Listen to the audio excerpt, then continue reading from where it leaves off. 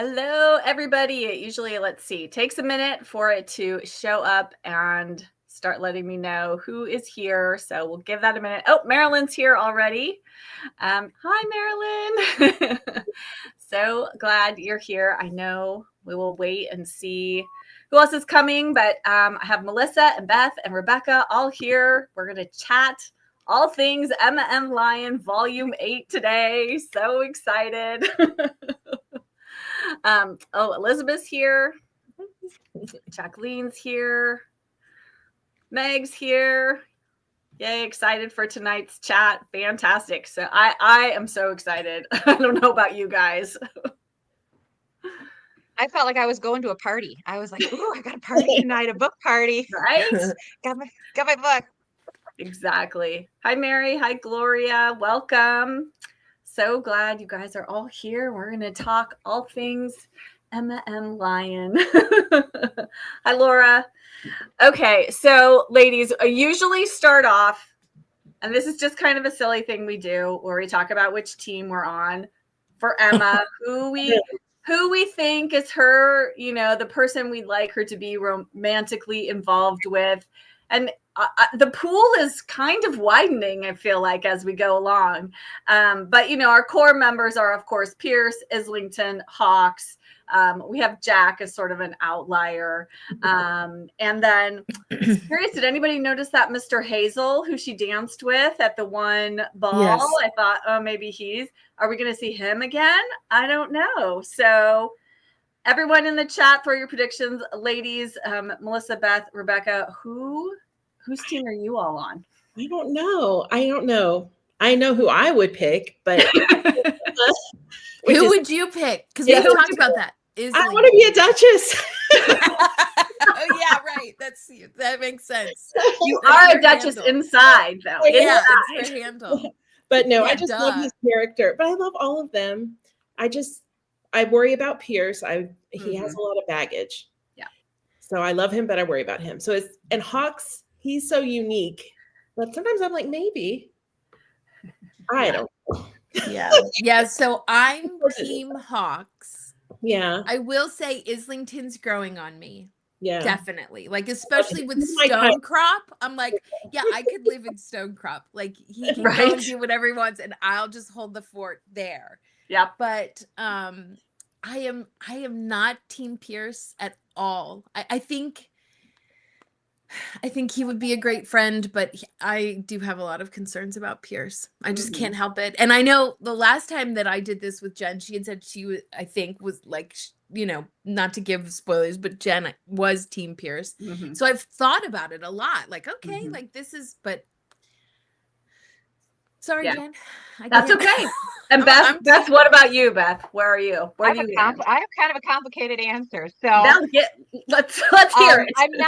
I'm not sure how to answer, because I think one is good for her, and it's not who I would pick personally. So I'm going to say I'm Team Pierce for Emma, because there has always been something from the very, very, very beginning. There has been a draw. There has been a noticing of him. Like you're saying, there's concerns. The drinking is, I'm concerned about that for her. Some of the past things I think maybe he could work through, but that is a concern. But I've never seen any other in her behavior and in her the way she interacts with them. I don't see her ever choosing either of the other ones. I see her interacting with Islington as kind of like a sibling. He feels very like sibling-esque to me. And Hawks is almost like a mentor, it feels like. And so I don't think she has those feelings for either one of them. So I don't know. There's problems, but I think that he's the only one, for her so far. But that's not who I would pick. If I had to pick, I'd pick Islington. That's who I'd want to spend time with. He's fun. Yes. Well, let's see. Let's go through some of the comments. So Laura had said Hawks, but she doesn't think he's the one. Jamie says Islington. Lots of votes for Islington. I was Pierce, then Hawks. Now back to Islington. Oh my. Islington, then Pierce, and back to Islington. So lots of Islington, which I mean, come on, how can you not love him? Oh, Meg, I like this. I'm still loving seeing how things progress with Emma and Pierce, but I wonder if someone else will come into the picture. I hate to see Pierce do something to break her heart, though. Yeah, right? You know what I've always wondered is that lady that Pierce works with at the museum that he just can't stand. Mm-hmm. Something about that makes me think, Right? Yeah. some secret attraction there, or Could be. I don't know. Yeah. Marilyn also mentioned Roland as well. Yes. As a I potential. like Roland. I love Roland. I've I do always too. liked Roland. Yeah. I do too. Can we Or just whatever. brief tangent about Roland? Because I love that he keeps giving her books that she already Yes. has, or that someone else then gives her. The Fern book. It's like, Ferns. what are Even the the most random chances? book she already has somehow. Yeah, that's so It's like funny. Shakespeare, Jane Eyre. It's like Yeah. he cannot catch a break, that guy. Like, but it's kind of sweet because it's kind of like clearly he knows her, right? Right. Like he knows her taste because he keeps getting her things she already has, not intentionally, but I think that's kind of sweet. Like I could see Roland, right? Like the two Yeah. of them, that might be kind of They grew up together. They have a history Yes. together. Yes. yeah. Yeah. I think that's Yeah. sweet too. For a while there, I was really hoping that Maxwell was going to make a reappearance, but I've given up hope on that one. I think it's time. And I think we talked about this last time too. Mhm. Even if he did, she's kind of maybe moved on from that. Yeah. So, Yeah. but Right. early on, I had that thought. Yeah. Well, I think between both the Romany gypsy woman who gives her the fortune at the beginning and then the tree dream that she has at the end of volume 8, I feel like between those two things, it feels pretty clear that Beth Brower, that Maxwell's gone, right? Yes. He's I not. think so. He's not in the picture. He's not potentially out there still alive somewhere. I mean, I Right. guess we could pull a Dallas here or something, but She's been through so much to grow up and move past it. It would almost be yeah. it's Yes. too late to bring that into the story to me. I think that would be a little wrong at Mhm. this point. But Yeah. Absolutely. At this point, yes. Yes. Okay, so let's see. We've got Lori's here. Hi, Lori. I see you there.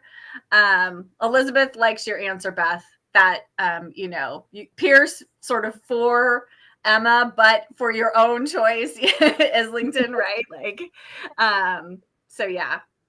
And I do kind of agree with that. Like, I don't know that Pierce would be my personal choice. I just think I love the dynamic of him with Emma, even though I do have concerns.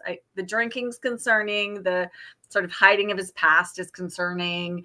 But there's just something about the chemistry between the two of them. So, Yes. Marilyn has an interesting thought. I do think some dire circumstance could arise and Islington would marry her to save her. oh, that would be bad. Although who knows? I've read so many romance novels. Anything can turn out if it's written well. Right. Yes. Yep. Meg said, since we're on the subject of suitors, can we talk about the predictions of the Romani woman? So the prophecy. Yes, that was one of the very first things I marked. So let me find it in my book because let's see. Yeah. So she says, 2 paths now leading to a love, both true, a different shape of happiness to be found with each. Which path you take depends on many things, what you choose, what they choose, 1,000 other decisions, or possibly very few. One you would love deeply, one you would love completely, one sharp as a knife, one a game of mirrors, one more difficult, one less free, both inheritors to the line that refused to die when your first heart was buried. Woo, that gives me chills. Yeah, and my biggest concern is we're on book 8 of 24. 24. I mean, anything can happen at this point. Well, and We're they only keep a getting- third of the way. They keep getting thicker and thicker too, so many Yeah. things can still happen. Exactly. Yeah, and it's something I was reading reviews on book 8 just to kind of see what other people thought of it.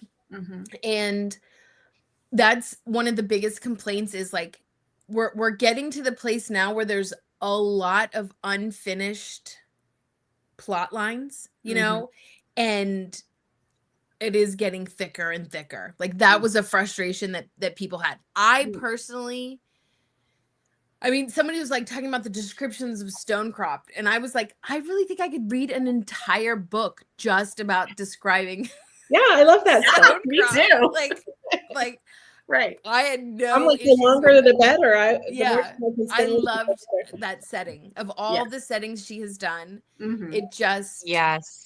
I was just thinking today, I think this might have been my favorite one. I loved that she went to Stonecrop. I like St. Crispian's, you know, but it was so cool to go along with them. And the fact that the difference in their personalities as they came out and some of the things that we've discovered, you know, while they were there, while they had their hair down.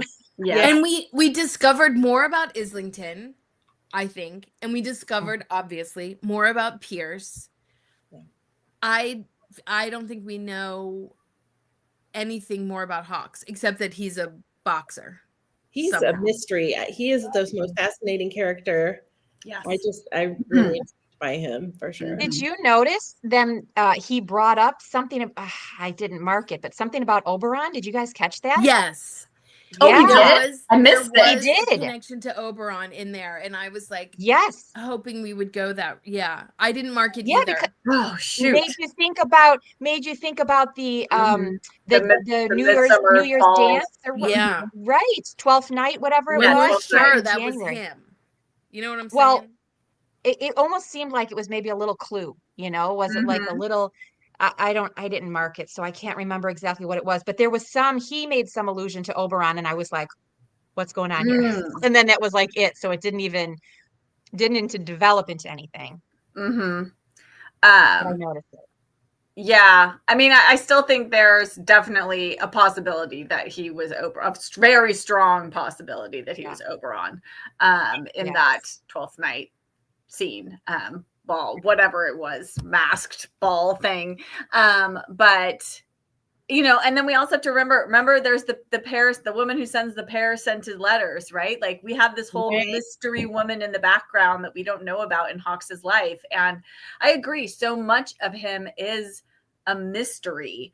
I mean, I think, you know, a lot of them, they're all mysteries to a degree. They all have things, I think, in their past lives that we don't know yet and are slowly being revealed to us. Like we learned about Islington's twin sister and the friend who's now married to a count or something somewhere in Europe. I forget where exactly.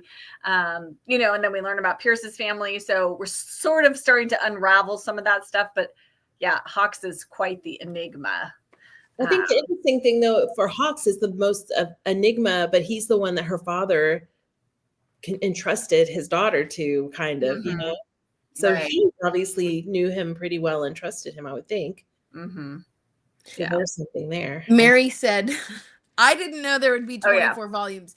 It is a little, I don't know, it can dissuade you, right? From like, I mean, there are people who will not read a series if it's not been finished, right? Which I personally, I just think that would be a crime. I mean, I love this series so much, right? But there are people who are dissuaded by that. And 24 is so much. And like, it's taking her over a year, right? 8 came out last August or September? No, 8 came out, let's see. Christmas time, I think. Yeah, Christmas. Oh, okay, Christmas time. Thank you, Beth. So, December, I think, or November. 1 a year. We could be. I've like thought about how old I'm gonna be. I know. This ever gets finished. Well, Beth Brower has sort of intimated that she does need to pick the pace up here. We are all going to be here forever, you know, like waiting for this to get done. 70 years old, getting back together. And Mary, Elizabeth's right. There's, she said you go to her Substack, but there's go to her Substack. That's definitely the best way. There's no schedule. Like we're all just waiting until, you know, they're doing the audiobooks. Yeah, but I will say that because I think volume 7 and volume 8 released on almost the exact same schedule. And so I'm hoping, and September was the announcement month, I believe, for both of them. So everybody cross their fingers that September is going to be when we're going to find out that volume 9 is coming out in December. So that is my hope and wish, is that Would at be least a lovely holiday gift. yes. Yes. Yeah. Yeah. They've started doing more than one a year though, because the first one is 2019, but these first ones are so They're slim so that thin. you And know, that's what people yeah. said in the comments is Yeah. we're expanding so much that like it really should just be short little installments. Again, Yeah. that's just what I read in Marilyn. reviews. Yeah, Marilyn. We feel you, Marilyn. Yes, we will hope we all will live to see Yeah. volume 24. Yeah. But you know, I did just read, I think it was not on her Substack, but on, Beth Brower also has a website. It's not super up to date, but there's like I think like a Q&A in there. And in it, she does talk about the fact that she knows the entire arc of the series and where everybody fits into that and what's going to happen. And she says in that Q&A that she hopes that then when all the books come out, that people can go back and find all the Easter eggs that she has left, guiding us all in the direction that she's going. So there are things that she is dropping in the books Gracious. to help show us where she's taking us. But yeah, She's like the Taylor Swift I was of gonna the say, writing world. right? We're like, we need to be like Broweries or something, like instead of Swifties or something. Or we like right. Yeah. But I have to admire her ambition though, you know, to write such an in-depth and long series. Mm-hmm. And she's such a good writer. So I'm along for the ride, whatever happens. Mm-hmm. Yeah. Yeah, Lori says she's afraid that she might lose her audience. I mean, yeah, like I said, I mean, she may need to like pick and I'm wondering if maybe, you know, maybe hopefully the volumes won't continue to get exponentially longer. You know, if she keeps, you know, if some of them are sort of slimmer, then maybe she could get 2 out a year. You know, she could write them, you know, write those sort of 4 months all in one go, divide it into 2 books and, you know, have them come out, boom, one kind of right after the other. I don't know. I mean, I guess we'll just have to wait and see, but, you know, she better not be doing anything else because this is all she needs to be doing. It's true. Don't come out with something else and expect us to be happy. Exactly. Never hit with writer's block because that's very real too. Yes, I know, right? It's a lot of pressure to put on yourself. I guess I have empathy as someone who in the past has tried to write. It's not easy. No. That was what Laura imagine. said earlier. She said, I'm wondering if saying there will be 24 volumes was a mistake. Why commit to that? Mm-hmm. Yeah. I mean, it is a plan in mind, I guess. Yeah. She knows this, but doesn't she do like a certain number of months per volume, like 3 months per volume or something? I think 2 months per volume. Yeah, just 2. We did because I think it's going to cover 4 years of her life in total. Yeah. So 2. Yeah. 2 months. I love these comments going on over in the. I know. I'm trying to like catch up.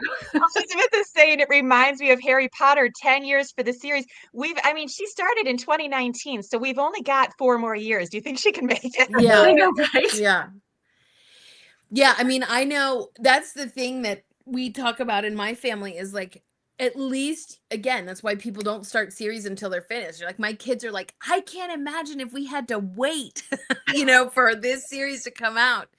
You know, I know when the last Harry Potter came out, I don't know if you guys saw, but Michael McCarty asked recently about, have you ever like called out sick for a book? And I was like, oh, I called out sick when the 7th Harry Potter book came out. I got it at midnight or whenever they released it. And I was like, I'm sick. I mean, I was young. I don't know if I would do it now, but I was like, you know, committed. So yeah. I don't know. I think they'll start TV shows and we don't know how long they're going to last or. Yeah. And then they get canceled and you're like, no. It is frustrating, but I still watch them. So. Yes, it's true. It's true. Back to the serialized, you know, back in the 1800s where they had serialized stories and you get things like Charles Dickens and they're like this, you know, so those people were waiting too. Yes. That's a good point. I think that's a great point. I think we kind of have to look at it in that way, right? It's almost like a serialized book that, yeah. I mean, and they didn't even know, like, I don't think Dickens said, well, it's going to be 24 serializations. They were just like, he just kept writing until he was done. And then it was like, it's over. The end. But yeah. Yes, everybody eat well, take care of yourself, get some exercise, sunlight, sleep. Right. We'll all live long enough to see volume 24 come out. But okay. So. Mary said, back to the potential suitors. I also am curious about this. How did Declan, I don't know how you pronounce it. I think it's Declan. Declan. That sounds much better. How he was so close with Islington, so close, obviously, with Hawks, where Hawks was able to have that letter to give to Islington.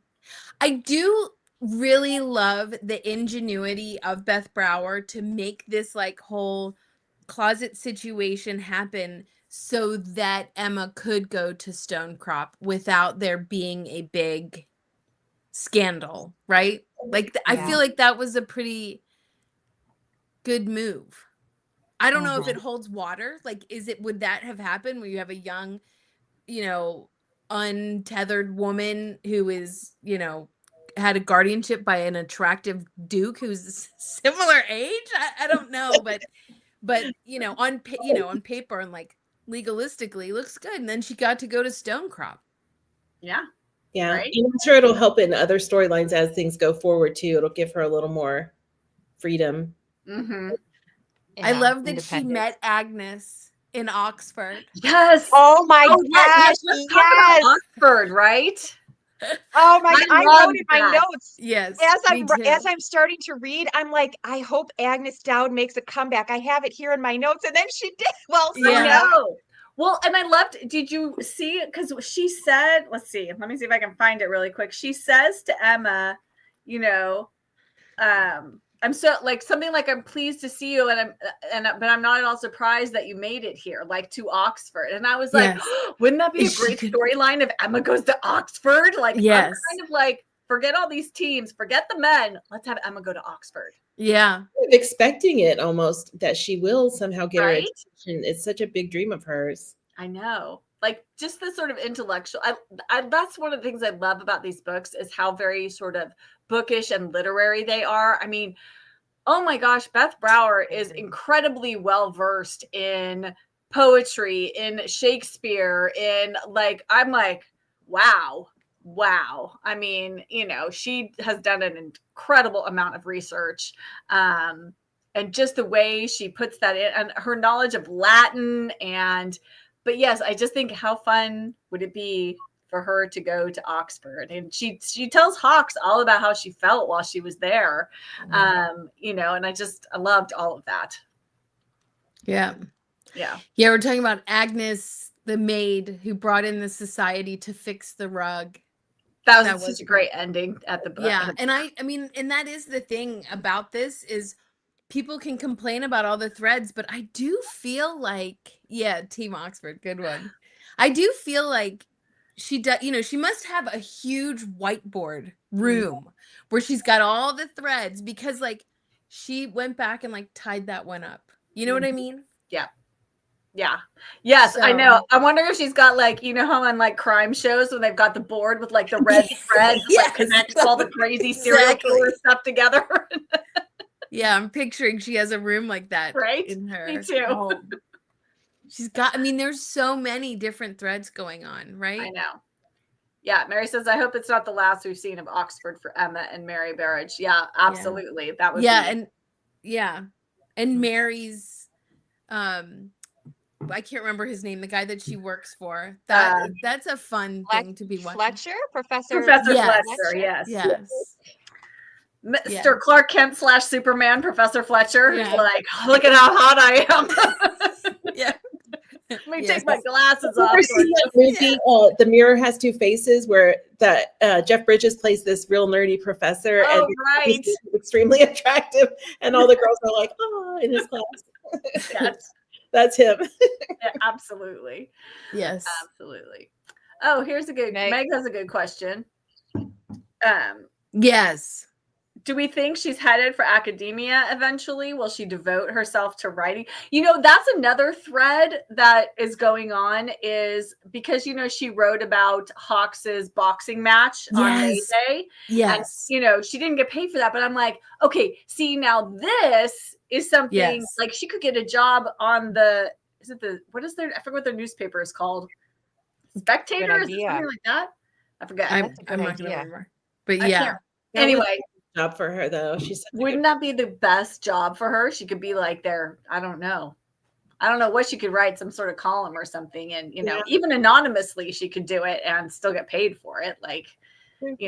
I know they may have issues with a woman, but I feel like in St. Crispian's anything goes, right? Right. Yes. Kind of, yeah. Yes. I'm trying to look it up and see, but I haven't marked. Yeah, see, Mary, I know. I'm also worried about that. She needs to get a job. But see, I think writing for the newspaper would be a great job for her. That's the kind of job she needs to have. Yes. She's been ignoring it for months. I mean, this has been going on for it was really a little her first foray was a little traumatizing. She had to beat someone off, and then ashes went everywhere. She snipped. Oh, I was hoping she actually snipped it off. Like, I couldn't believe she didn't actually do it. I was like, oh, why did you just threaten? You should have snipped the whole thing. Oh, and plus the taxidermy dog with the red ink and everything. Yes. Oh man, just the ink going everywhere was. But I love that. What's his name? Argus, whatever, Tad or whatever his name is, sent her the rug. Carpet, the rug. Yeah. That was so great. Yeah. Yes. And it doesn't sound like anybody really, some of those in the alchemy are not fond of the rug. Sounds like. Mm-hmm. Elizabeth said she loves the professor's sisters, the Professor Fletcher's sisters. Yeah. I also love them too. Mm-hmm. Yeah, that'd be great. More of them. And speaking of, said further up, I think we lost it, but she was talking about Islington's sisters too. Sisters are so interesting to think about, which I want to know more about Islington's family as well. But did it strike anybody else? Like, how did Mariana, that was her name, right? How did she just come for 3 weeks to a month and she had 6 children? Like, did she just leave them with the governess? Like, it never says anything about her other children.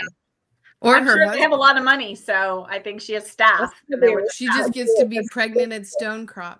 Yeah. Also, my mother just up and leaves from. That's amazing.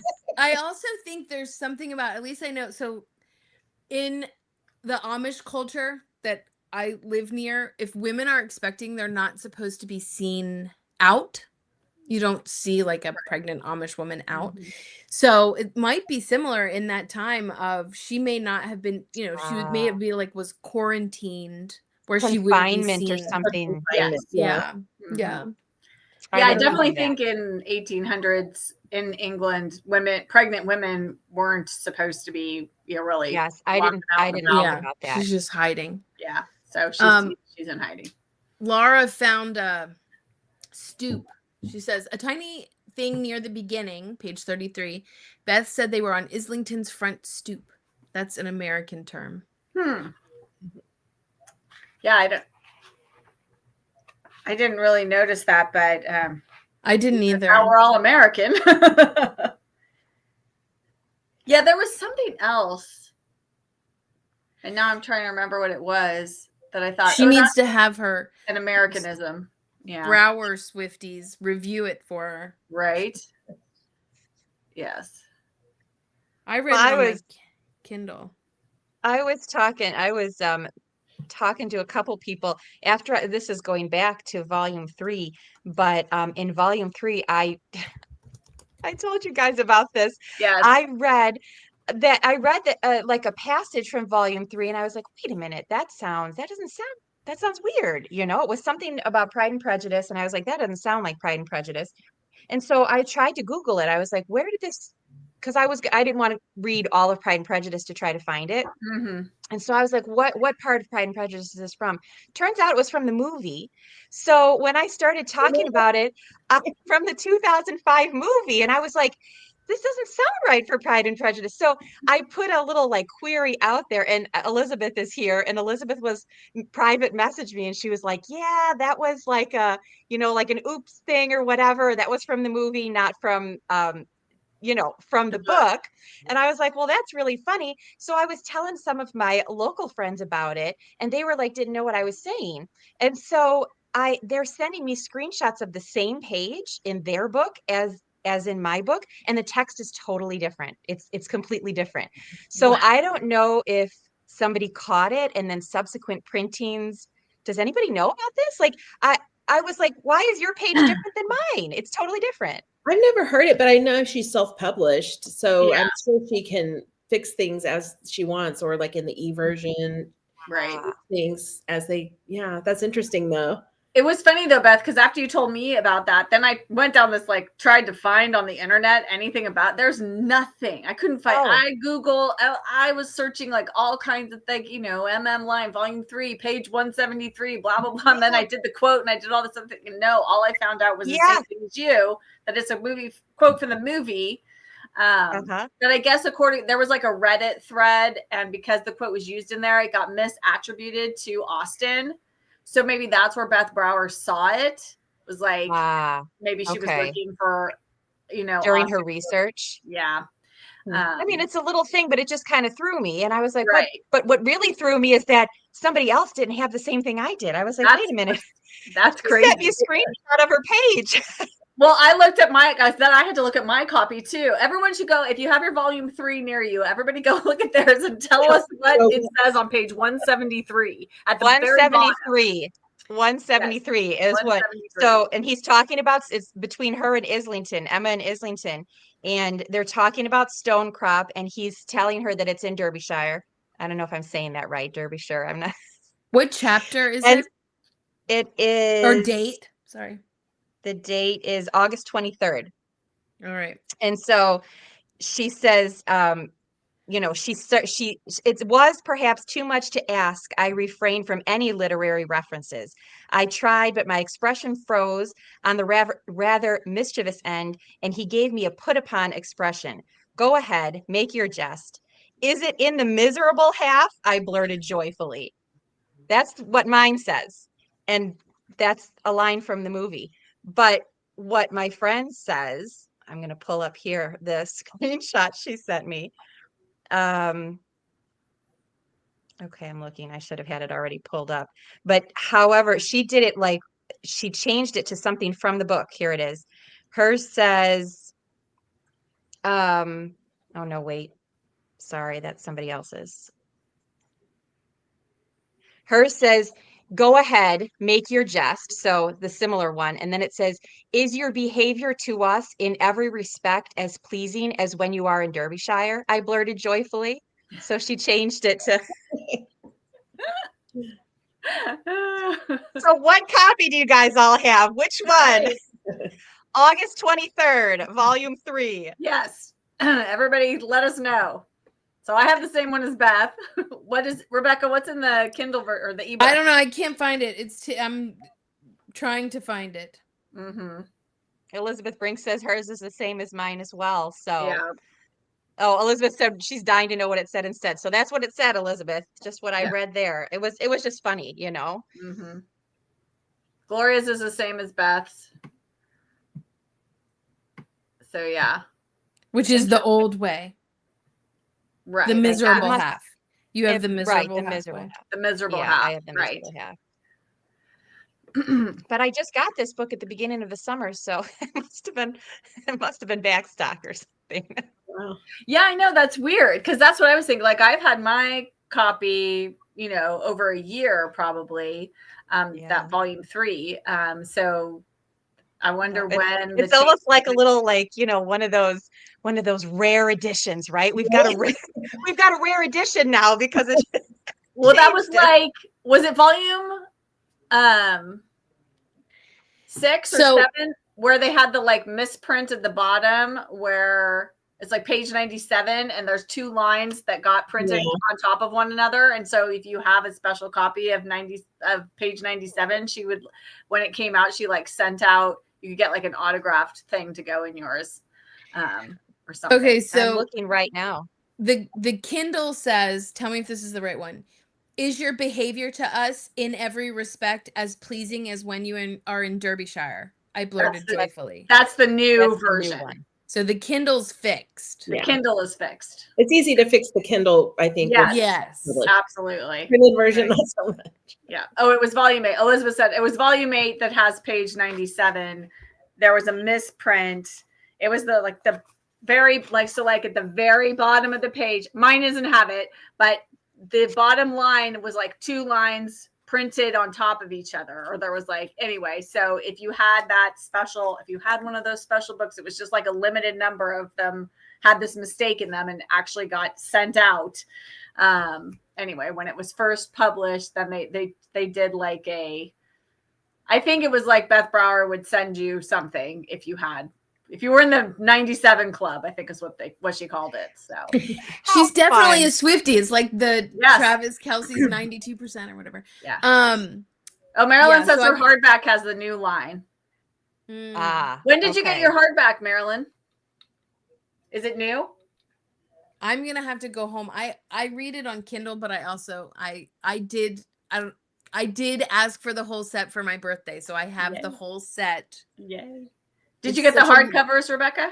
No, I got got the paperbacks? I like the paperback. I am a love it.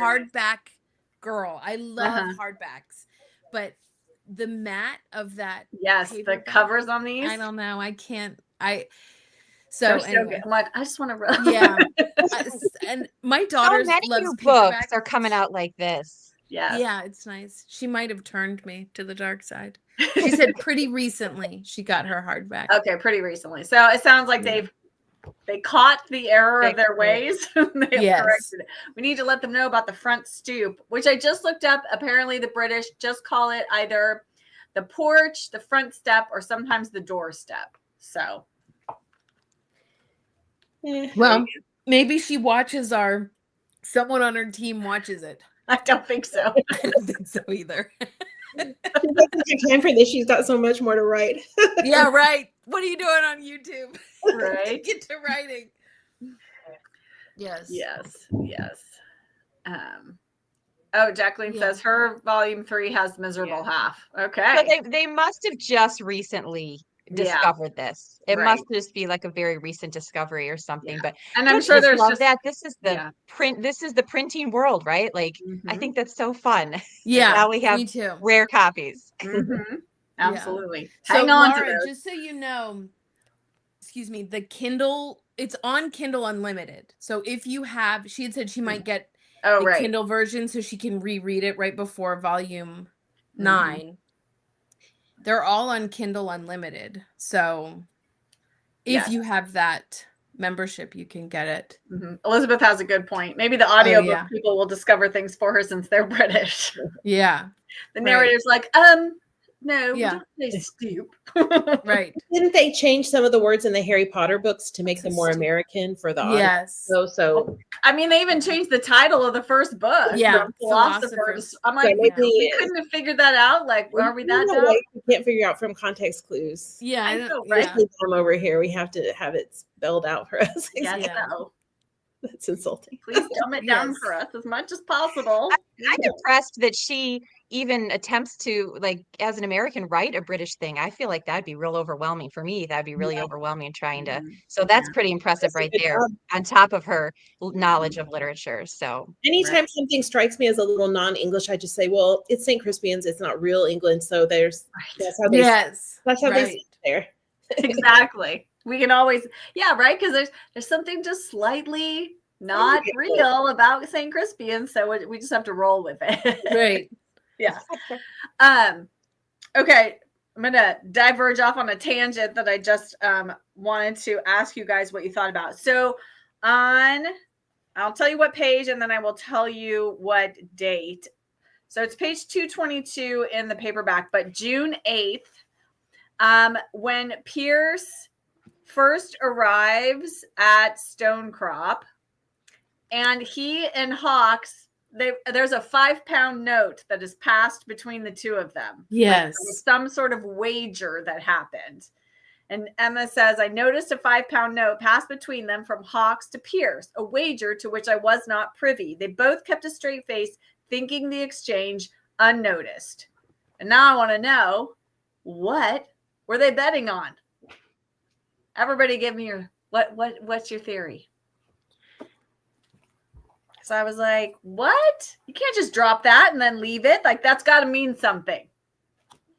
I have no idea. I feel like there's an Easter egg in there that we don't know yet. Something to do with, because I think they both know that there's something going on between Emma and Pierce. Right. So maybe something to do with, like, I don't know, how they would interact when they first met each other, or I don't know. But that was my first inclination to think. Yeah, maybe because she ran ahead of Hawks when she sees him. Like, yeah, maybe that's what their bet was about. But or that I don't know. As far as I got is I thought it had something to do with Emma, but I guess it could have something to do with Islington too. But I thought Emma. Yeah, I thought Emma too. I thought it had something to do with her. Yeah. And Pierce's arrival. But yeah. But the fact that it was Hawks giving the money to Pierce.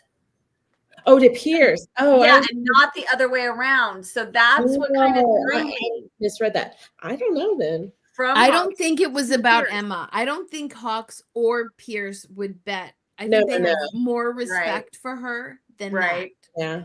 So you think it was about Islington? Or something else entirely? Something else entirely. Maybe something we don't know. I think the way that I took it is just like there's those, it's like the quirkiness of their alchemy, which is there's always, Emma is at some point always on the outside of like the bros, right? Like they go out drinking, they, do certain things that she just cannot do. And she mentions her frustration at like, lucky that you can do that because women can't. So I just kind of chalked it up to like, it's one of their bro things that she's just outside of. Mm-hmm. Yeah. So yeah, I love how she ran, lost her hat and everything. Not her pit helmet though. We talk about the pit helmet. Oh my gosh, I read 2 books. Jen, the book that we just buddy read together, and yes, had a pit helmet too. And I was like, what are the odds of talking about a pit helmet twice in the same week? Oh my gosh. So everybody needs to now go watch When Harry Met Sally, and then the Pith Helmet trilogy will be complete because there's a whole. Then they go to the Sharper Image. There's a Pith Helmet in that scene. Also, Julian Fries. So great. I mean, it is so great. It's like, how does she come up with these things? I know, right? I did Google it because I wanted to get a visual. I was like, all right, I got an idea, but I need like an actual visual to. Right, so I like did a she's Google going image on safari or something with her pit helmet on, right? Mm-hmm. Yes. Yeah. Laura says maybe it was an Easter egg. Yeah, I think the passing of the money, the wager, was an Easter egg. I think there's more to come from that. I don't know. Elizabeth said, does Hawks know about Pierce and Emma, and Islington doesn't until the, I would say yes. I think Hawks knows everything. That's yeah. I can't remember what it was exactly that happened or which book it was in, but there was something that happened that made me think he knows. But you're right. He always knows what's going on. Yeah. He's all knowing. Really Hawks. Yeah, he is. That's probably why he's the guardian. I mean, supposed to be the guardian, right? Because he can see these things. Well, and it was funny because as I was reading through, like there's like Hawks and Emma have a few sort of heart to hearts in this volume. And like, I really this is why I don't think that Hawks is her romantic relationship, because he feels like her guide. Like he's just gently kind of helping her find her way without telling her how to do it or showing her how to do it, because at one point, when she says something like, how do I go about doing this? And he says quietly, like you quietly go. I forget exactly what the wording was, but I just like, he feels like her guide. Like he is there to help her navigate the waters of life now that her parents are gone. Like her father left him there as sort of her protector, and he's just in the background, you know, doing his Hawks like magic. So yeah, I agree. He's I not love imposing his advice necessarily, but he's Mhm. there for her to be able to kind of process Yes. with somebody. And he's like the wise old man, even though he's not old, you know, but he's got this wisdom and presence to him, like he's an old soul, you know, like he's one of those people. Melissa, you were gonna, sorry. I like that it's become somewhat of a two-way street between them, though, because, you know, Mhm. she'll try to draw him out when he's going into hermit mode, like after the boxing match, Mm-hmm. let him go back and be by himself. She kind of made sure he was taken care of. Yeah. Just some other things when they have conversations now that she sometimes is almost kind of giving him guidance in some ways, or, you know, in that way. So, yeah. Yeah. Like it just, there's a nice thing between them. It doesn't feel like a romantic thing to me, you know, it's just romantic other than Pierce at this point. But yeah, again, great. Right. I agree. Yeah, I mean, he's safe. So she fell asleep on the bench. Remember, she came across him at night and then was so tired, and like he was a safe place for her to sleep on, basically rest. Yes. I did love that she went into his room. His room? Yes, I was just going to bring that up. I love that scene. I mean, so I guess it's true. You know, when I said at the beginning, we got to know the other two so well. We're just given little pieces of Hawks in this one. We learned he's a boxer, and we learned about his room, and that just a very intimate, you know, scene. And again, he was like, "It's not safe yet," and then he's like, "It's safe now." It's right? Like, bizarre. Yeah. It's got the Hawks voodoo, you know. It's just like he just knows. Yeah. Well, and I think Ben and I have talked about in the past that I think it was maybe in the previous volume when Islington gets so sick, there was something that made me think, did Hawks have a medical background, or was he like he wanted to be a doctor or something? Because I can't remember the details now, but there was something in the way he acted and talked that made me think there might be something about him that had medical knowledge. I'd have to go back and look, but he's mysterious, bottom line. I liked how they were talking about like his home. Like she's been, what did it say? She's been to Islington's library, Pierce's studio, Sophronia's Thrush Victory, Mary's room. She was talking about kind of being Jack's in their spaces. Yes. And so now that she's here in Hawks's space, it was almost like a sacred thing. And then, like you guys were saying, very intimate, you know, it was just, it was kind of like, what did she say? It was dear. Yes. It was and dear. It was to be safeguarded. Yeah. And then she said, I felt the desire to take off my shoes. Like, because I think she felt at home there, right? Like Hawks is a safe zone, right? Always a safe space for whomever needs him to be that. So, and his room reflects that aspect of him as a person. So Elizabeth says that she was going to bring that up, that she's seen a theory on Instagram chat group that Hawks was supposed to be a doctor. She didn't pick up on Melissa, when you were saying that, I could have made this up, but I had a recollection of Islington talking to Emma about knowing Hawks in college, and that he wanted a certain career, but he didn't go that path, or his family wanted him to be a doctor, and then he chose this career. So be in the clergy. I can't remember but his family wanted a different career for him, and I'm thinking it might have been medical. Okay, this is so just probably totally off, but maybe it's because in the Thornbirds, do you remember? I love this connection. Yeah, me too. His brother became a boxer and he ended up killing someone, right? So I'm like, Hawks, was he somehow fighting to kill someone? First, do no harm. I remember him saying that at some point.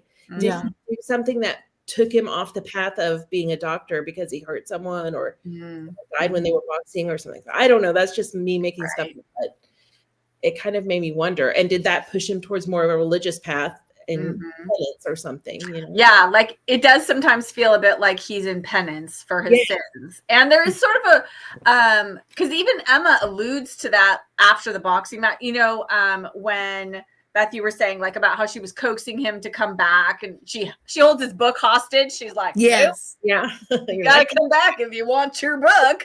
Yes. But she does say something about like, him, paying penance for his sins or whatever. Like, go off and do that little bit, but then you got to come back. You can't just go off and wallow in your like penance kind of a thing. So yeah, I do feel like there is something about Hawks. It feels like he's making reparations for something. Yes, I don't know. I know what you mean. Yeah, right? Like, Yeah. it's just this I didn't underlying. think about that, but it Yeah. is kind of like that. Right? And did he give up the pear perfume girl as part of this, or I don't know. I feel like he's somewhat punishing himself with the way he acts at times. Yeah. He's so good to everyone else, but he doesn't let himself get close to other people other than the group, And even then, Yeah. And at Stonecroft, Islington's like, oh, he really lets his hair down, or however he said it. yeah. But again, I could have had more hair down Hawks than what we even got. I mean, we got him like barefoot and rolled up trousers and let's go have a meal in the woods. We got that Hawks, and the sit in front of your doors and listen to Islington play the cello. We got that. But again, I didn't think it was as much as they kind of were talking about either. I was expecting. Yeah, I agree. I was expecting Hawks to like let loose and us to get a real like, for suddenly him to come like blah blah blah blah blah blah, like, right? Right. It wasn't like that. It wasn't. I expected him to behave differently or something. I don't know. Yes. Hair down. Hair down Hawks. Hair down Hawks. We're gonna call him that if they go back to Stonecroft from now on. Oh, it's hair down crops. Hair down Hawks. And I like this, Lori, what you said when Hawks said, "What are you going to bring?" and she starts rattling off clothes. He says, "I mean books." Right. Which there was another good quote I marked about books, which is early on in the May 7th entry, and they're talking about something that's happened in the recession in the United States. And Emma doesn't know anything about it. And she says, question, ought I read the papers more than I do? Answer, likely. However, books. I marked that same passage. I was like, yep, there. Yeah. I'm like, yeah, that's how I escape from the news right now. I'm like, nope. Books. I need to put that into practice more often. You do, Melissa. I thought of you when I read that. I was like, yes. Liam says further up in the chat, gotta love how Hawks always has a book tucked under his arm. So I love that too. Right. And Alina, I don't know how to say your name. Did you see that earlier where it said, where she's talking about the bet? And she says, I thought it was more about when Pierce would arrive at Stonecroft because he wasn't sure of his business. So there's a different theory. Yeah, maybe Hawks was like, I bet you'll come earlier than the 17th. Yeah. Yeah. Pierce was like, no, I can't come till the 17th. Because no, Hawks knows there's something between Pierce and Emma. So he's like, I bet you're not going to be able to wait until the 17th. Yeah. That's a good idea. Yeah, I marked this too. Like, whoo, when they were, did anyone catch that when Pierce and Emma when they first meet up again at Stonecropt, and then they're together alone for the very first time in the woods or whatever, and Pierce kisses her like he kissed her the first time, and she's like, she just like loses. Her responses to him are just ridiculous. They were talking in the comments about the pith helmet making her feel young. And I mean, she is young, and her response to him is young. I mean, it just is, when she like says just awkward, weird things when he's around. But I find it endearing. I like the quirkiness. And I mean, I think Pierce does as well. I could wear a pith helmet. Like, I might do it. And I'm not young, but I'm feeling inspired. My family will be like, turned 50 this year, and if he kissed me, I would probably do the same thing. I would also lose the power of speech. Yes. Also, okay, you know what was something that I had wrong in my mind, and this was probably just my own mind, that for some reason, I thought Islington was like the tallest and biggest of the three guys. Like I thought Hawks was sort of smaller in stature. I'm not that he's small. I'm not saying that. Just the shortest of the three men. Then it was Pierce and then it's Islington. But apparently Pierce is the tallest because there's a reference made to Islington not being as tall as Pierce is. I think it's when she's talking to or when she's describing Mr. Hazel, who she dances with at that ball. And she says, oh, he's not as tall as, like, he's taller than Pierce, but not as tall as Islington. And I was like, Islington's taller than Pierce is? I always thought Pierce was the tallest for some reason. I don't know. Oh, no, the other way around. I thought Pierce is Islington was tallest too. Like when I thought Islington, just because he's like the Duke, right? Tall, he's like tall of lanky. stature and, you know, like big presence, and he's not. I was surprised too when they said Pierce was so tall. Like my image of him in my mind. Like, yes, me too. I had him Did as they like, not say that before? Like, why was this news to us? Yeah. Was this news to us? I felt like news that he was tall like that. I don't know. I don't remember it from before. This is only my first read through. So now I feel like, I don't know. Am I just going to read through it every year? Is that what's I went back. I finished 8 yesterday, and then I turned around before bed and got number 1. So yeah, it was like, wait a minute, I gotta go back here and see. But you know what might be fun is to read along through the year. Yes, I had that thought. You know, I thought that too. Yeah, it would be good to. That's next year's projects. Next January. Yeah, have it tied with the seasons. That would be cool. Yeah. We should talk about. She makes a comment about him being tall when she compares him to Charles Goddard. Oh, is that Pierce? Islington. Because I thought Charles was also kind of tall and like really gangly tired of and Charles Goddard. Yeah. He needs to marry Victoria. And wait! I didn't hear who you said. Who needs to marry Charles Victoria? Goddard. The sweet people. Her unintended attendant. I'm just tired of him. Every time he shows up, I feel like I like tense up. Like, oh, get off the page. He's the I worst. didn't read about you. He's the worst. Yeah. Also, I feel like there's something about the color orange. The color orange keeps coming up in the volumes, and it was again, I think, in reference to that same one. I think she was wearing orange at one of the balls again. But like either Beth Brower really hates the color orange, or that's right. The girl that Roland dances with, that she mentions wearing orange. Yes, I know too. And I didn't notice that. Yes, she refers to it again in this one. Of course, now I can't find it, even though I marked it.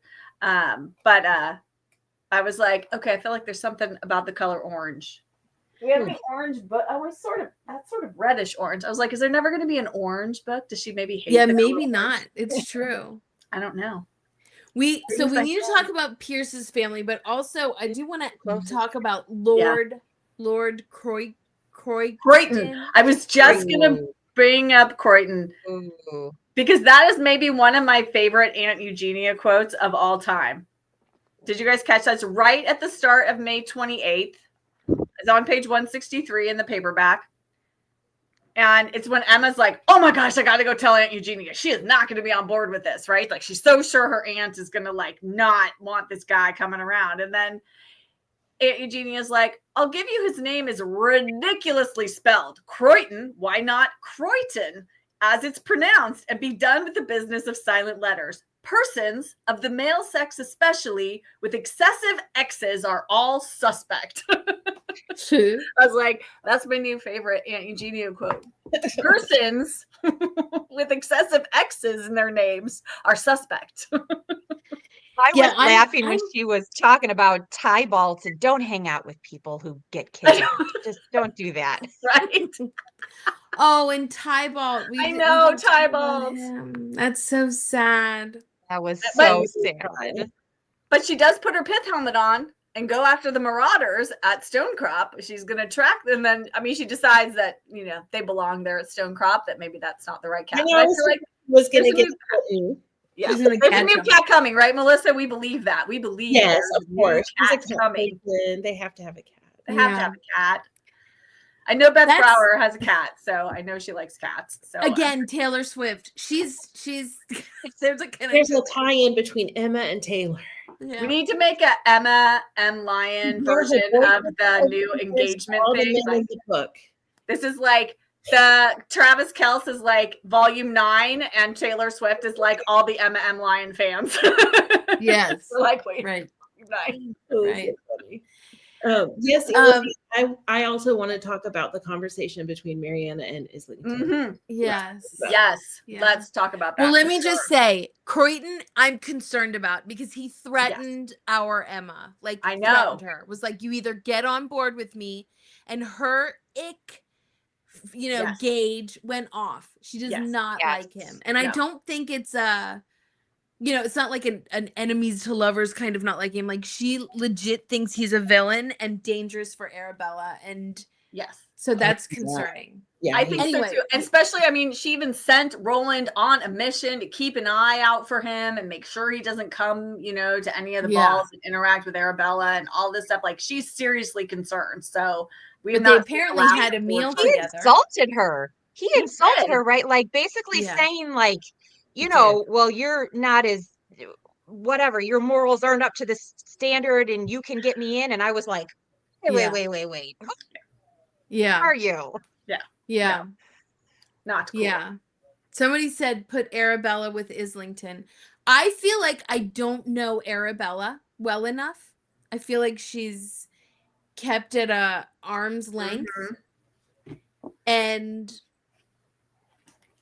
I don't know. I Well, think she she doesn't saying that she doesn't care about love, and I'm sorry, but I want better for my Islington. Yeah, right. Yeah. That's how I feel. I want better for I him. need someone that loves him. And I get it. She's just doing what her mother is telling her to do, but I'm not the biggest fan of Arabella. Like, I'm not I feel either. ambivalent about her. Like, I don't want her to marry the villain, obviously, and be in a bad relationship, but I'm also like, I don't Maybe know. if we knew more about her. We know would maybe- Sophronia, I feel like, better. We know Mary better. Mhm. I just don't feel like I know Arabella very well. Yeah, Yeah. Jacqueline is saying more about Arabella. Yes. Yeah. And Yeah, we aren't we definitely- surprised that Aunt Eugenia isn't concerned? I was very surprised that she went the Mhm. other way. And even Arabella went the other way too. Well, which was- Eugenia's Yeah. worried about money. Yeah. Right. Yeah. Right. Okay. We want to talk about the conversation that was overheard where Emma was in Yes. the bushes. Is that the one Looking you're- for her pen. Her Jane Eyre I pen. just love that so much. It I can't know. be normal. She has, No. and then Islington gives her the pen. Does Yes. that mean he knows that she was there? I don't think so. No, because she sort of starts to even say, "Oh, if you'd given this to me yesterday, I wouldn't have overheard." Yeah. Whatever she says, got myself worked up about it so much, or whatever, So. Right. That conversation was so intriguing. I was, yeah. Well, yeah. I mean, because so we've learned that Islington has a twin sister who has died, Hannah. And then they also had this friend of theirs who's now a countess or whatever it is she is. But yeah, that conversation was Becca. super enlightening. Her name's Becca. So I was like, oh, I know Becca. Becca. Got Yes, my name in there. there you go. I'm a countess. Yeah. Well, and when she says, which one are you trying to replace? Who was the other one? We don't know. We don't know who the other one was. Was she like a romantic countess. interest to Islington? Was she, because the one was the sister, right? Mhm. And Right. that picture and Yeah. everything. So I'm assuming she's referring to those two. Yes. Yes. Mm-hmm. Yeah, so we don't know what the countess's relationship was other than, right? She was not a relative. I don't think, No, I, not a it relative. sounded like no. I'm guessing she must have been his love that ended Yeah. up to go off and marry someone else or something. Mhm. Yeah. Yeah. But that's the question, right? I guess that will tell the tale if it's going to be in-game Islington or not, if he sees her as his sister or as this mystery countess. Mhm. Uh-huh. Right. Yeah, so I also was love that. Quick to deny. Oh, sorry, Rebecca. Go ahead. No, it's okay. No, I was just reading the comments of Jacqueline had said, love that line. She could walk through the door and hold down the last corner.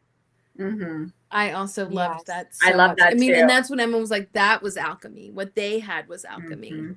Yes. too. Yeah, childhood friend. Yeah. I'm trying to find Meg's the quote that she said page 296. Oh, it's 296. Okay, I'm ahead Yeah. of myself here. I just want to respond really quick to Jacqueline. She's talking about the old Pride and Prejudice movie. She knows I've seen it and she's seen it too. Have you guys seen that one? Yeah, I love it. She sees Charles Goddard as the actor who plays Mr. Collins. I don't know if any of you have seen the old. Do you mean, are you black talking and about the white. Colin Firth one? No, this is an old one from 1940. I have not it's a seen black that and one. white I've version. only seen the Colin Firth and then the Keira Knightley. Yeah, this one is an old one. It's not super close to No, the it veers a original. lot, but it's so fun. I like it anyway. It's so fun. It's the one that's closest to my heart because it was the first one. Me too. Yeah, it's not I don't think it's the best No. adaptation, but I love it so much. And Jacqueline, I've got I don't know if you can see it. Oh yeah, here. I've got the old, and this. Oh, sorry, there's a sign on it. Oh, look at This that. is the old, Yeah. the old movie, and I just wanted to note that Jacqueline saw that because Melville Cooper, I think, was his name, and he was quite something. Oh yeah. Okay, so Meg, going back to your comment, this one that's up on the screen right now, Henry, she clearly, I think my read on it was that Mariana's saying she clearly either resembles or is in personality like either the sister Hannah or Becca, the woman who maybe Islington was in love with. So I feel like that was the intimation there. You guys have And I think that echoes what she overheard Hawks and Islington talking about. Because Hawks, a couple, when she overheard them when they were in the room and she was behind the door. I can't remember what volume it was, but she heard them talking about her, and it sounded like it was Hawk saying that she resembled someone. Yes, I remember that too. I don't remember which one, which volume it was, but that came to my mind as well. Yeah, Well, definitely. This part after that too is kind of giving hints about what may have happened to one of the girls. I don't know if it's Becca, but where Mariana is concerned about her reputation, and he's like, "You must protect her, Henry, her reputation, her standing." And he says, "I will, Henry. I won't let her fall." I could swear a full minute passed. Then there was silence, the meaning of which I was not privy. Then Mariana said, "Oh, dearest." So it's like she knows he's thinking about someone that maybe he did fall, and he might have teared up because it was silent, Yeah, right. And the fact that she says, "Oh, dearest," and he's like, "I will protect her." It was reactionary, the words loud but sharpened on one side, and then as a quieter addendum, "We all will." Something happened. Yeah. Yeah. There's so much in this conversation between the two of them. It's like, oh my gosh.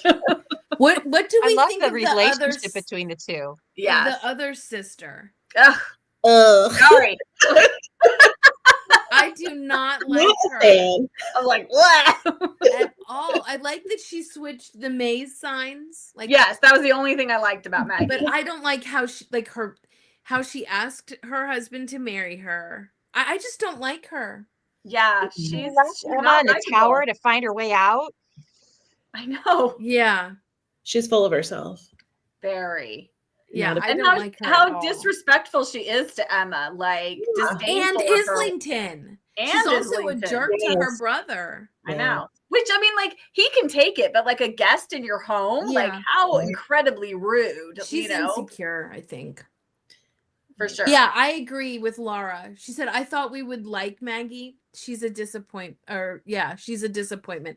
I agree. Yeah. I feel like the buildup there was that she was, gonna buck the system, and we were gonna really, they were gonna connect, but it wasn't. I didn't like her at all. Yeah. Well, reading it this time, I have to say, when Islington first mentions to Emma that Maggie is coming, he's very he's not happy. But she's not. Oh, did Jen? She's frozen. She freeze. She'll come back. But even when we thought she was coming, like I expected something to be. Oh, are you back? Am I back? Yes. Now we can see you. Okay. Go ahead, Beth. What were you saying? Go ahead, Beth.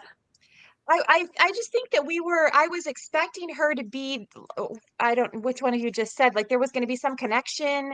I expected, like, in London, Islington is always kind of like, oh, well, not that, she's unconventional, so we're going to disapprove. So I just kind of thought it chalked it up to that, he's going to disapprove of unconventional behavior.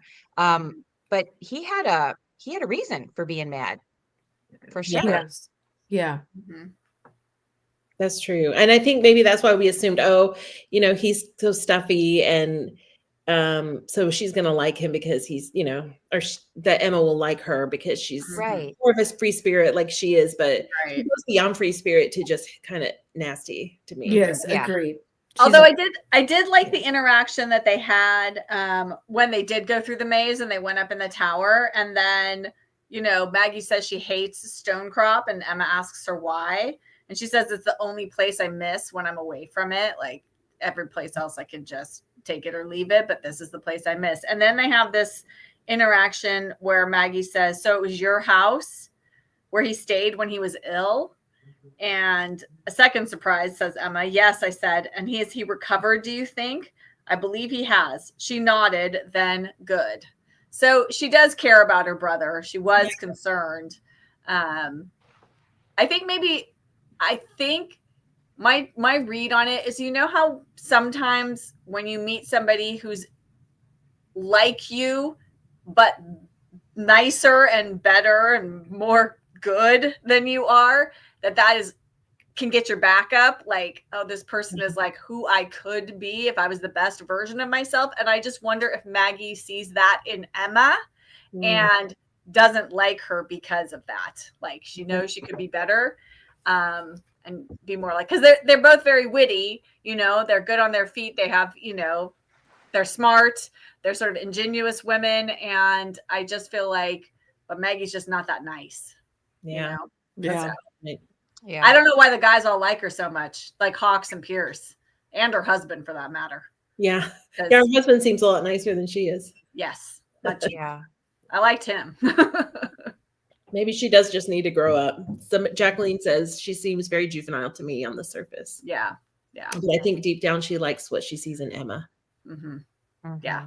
I think that's why she does sort of open up to her a little bit in the tower, when it's just the two of them. She can, like, Maggie can then let her guard down a little bit, but when she's around everybody else, she's got this whole persona on,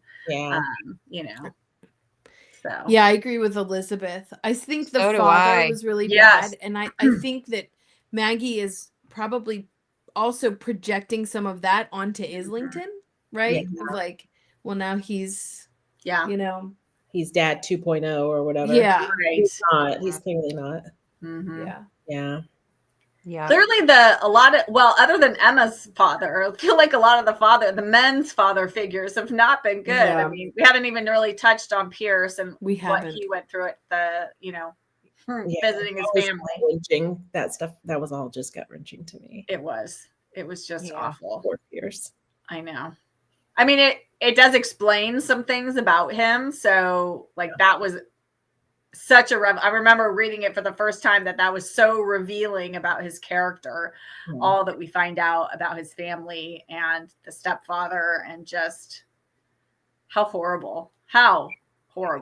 So, Yeah, and I know with the Maxwell plot line, that's a sad story. And we've also known with Pierce with having like PTSD and war experiences, like those have all been heavy. It's not like this is a light, fluffy book, but getting into that with Pierce, I feel like is the heaviest thing we've walked through with Emma. I felt, as I was reading it, I was like, whoa, what? Like, Yeah. I don't know that there was any stronger scene other than there were some strong scenes during Maxwell's burial, and then the love scenes between Emma and Pierce also, I think, are high emotions. But other than some of those, this was like a super high emotionally charged scene. Yeah, it was very heavy. I mean, because someone had mentioned about, I didn't pick up on past volumes how much he's drinking. I mean, we've seen that that he drinks. Yes. But I do think we're seeing it more, right? And we're seeing his friends also now being concerned for him, right? Yeah. So.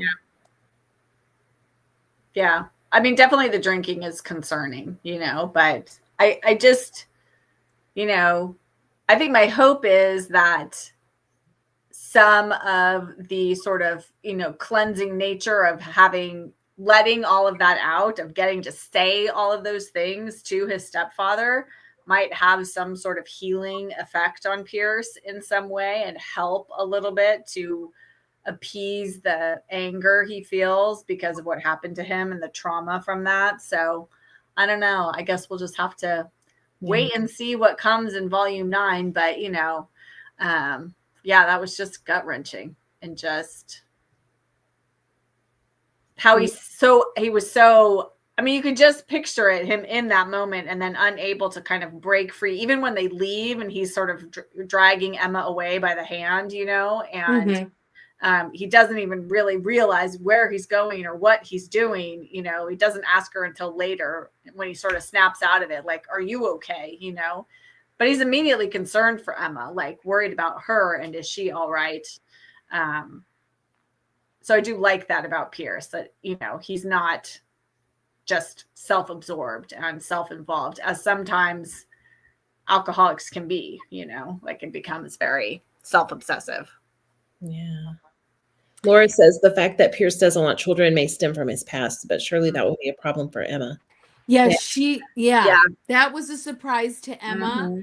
And I don't know, to me, you know, I mean, it was very, you know, it was like a record scratch kind of, right? If you're going along this path with, you know, him being officially, right? And then yeah, I mean, I think that's definitely going to be an issue going forward if their relationship continues. That's something they're going to have to talk about, because I think Emma most definitely wants children, and if Pierce doesn't, I mean, you know, that's a deal breaker for a lot of people. And you know, that's such a good point too. She says the other men are also concerned about Pierce's anger, asking Emma if she has ever seen him angry. Yeah, that is big to me too. I'm just very concerned about the whole thing. Yeah. I mean, I wish the best for Pierce, and I hope he does turn things around in his life, but I just want to protect Emma. I don't want her having to be the person. Yeah, she shouldn't have to rescue him or heal, you know, heal him. Yeah. I don't know. It's just so real, true to life, that kind of relationship that I feel we've probably all seen it before. And I can't help but be very concerned. Well, I mean, like kind of like what the prediction of the Romany woman, you know, I mean, I definitely feel like Pierce is the one sharp as a knife and one more difficult. Like, to me, that feels like more of a description of him than being a game of mirrors or being less free. Because I feel like Pierce would allow her to be who she is, you know, like and maybe it's somebody other than Hawks or Islington. That's the other person. That was my thought too. That was my thought too. See, and that's why I'm like, this Mr. Hazel guy, I feel like he's going to come back. I feel like that is somebody we have not seen the last of yet, because that was a very long interlude that Beth Brower spelled out for us between the two of them. Emma dances with a lot of men at these balls, and that's the only one where we have heard, other than people we already know, like Roland and the twins and all those people. This is a new person, and he's the only one that we've actually heard a conversation between the two of them while dancing. I think there's more to come. Yeah. That's my prediction. I need to reread that part. I don't remember that. That's let me see if I can find it. I just want to say, Laura, I love this so much. Laura is Team Jack for the most part. She said, my Jack might not be looking so bad right now. Laura, that's so funny. Well, he could also fall into that, you know, where he's like, he's a game of mirrors or whatever. A game of mirrors, right? Right. He has personalities and disguises. And it might be less free because he might be in prison.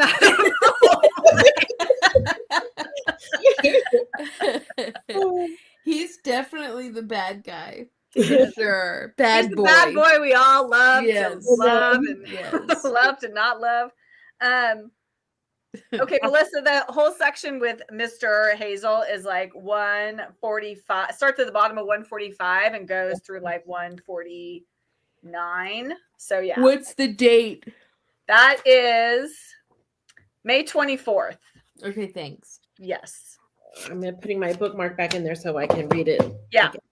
And it's like, there's even like Yeah, a little I'm gonna header. go- It's like Emma M. Lyon's conversation with one Mr. Hazel, Yeah. stalwart brother, if malcontent dance partner. I See? didn't pick up on it at the time, but now I want to go back too. Cause I mean, I read it, but I Right. didn't think about it like that. Whose And brother? again, the first time I read this volume, I didn't pick up on it either. But this time through, I was like, okay, wait a second. I think. Lady Cross. Her name's Lady Cross. Oh, his sister? Is that his sister? Yeah. Mm-hmm. I liked her. She was like, you got to dance with somebody. One time, one dance, you got to dance.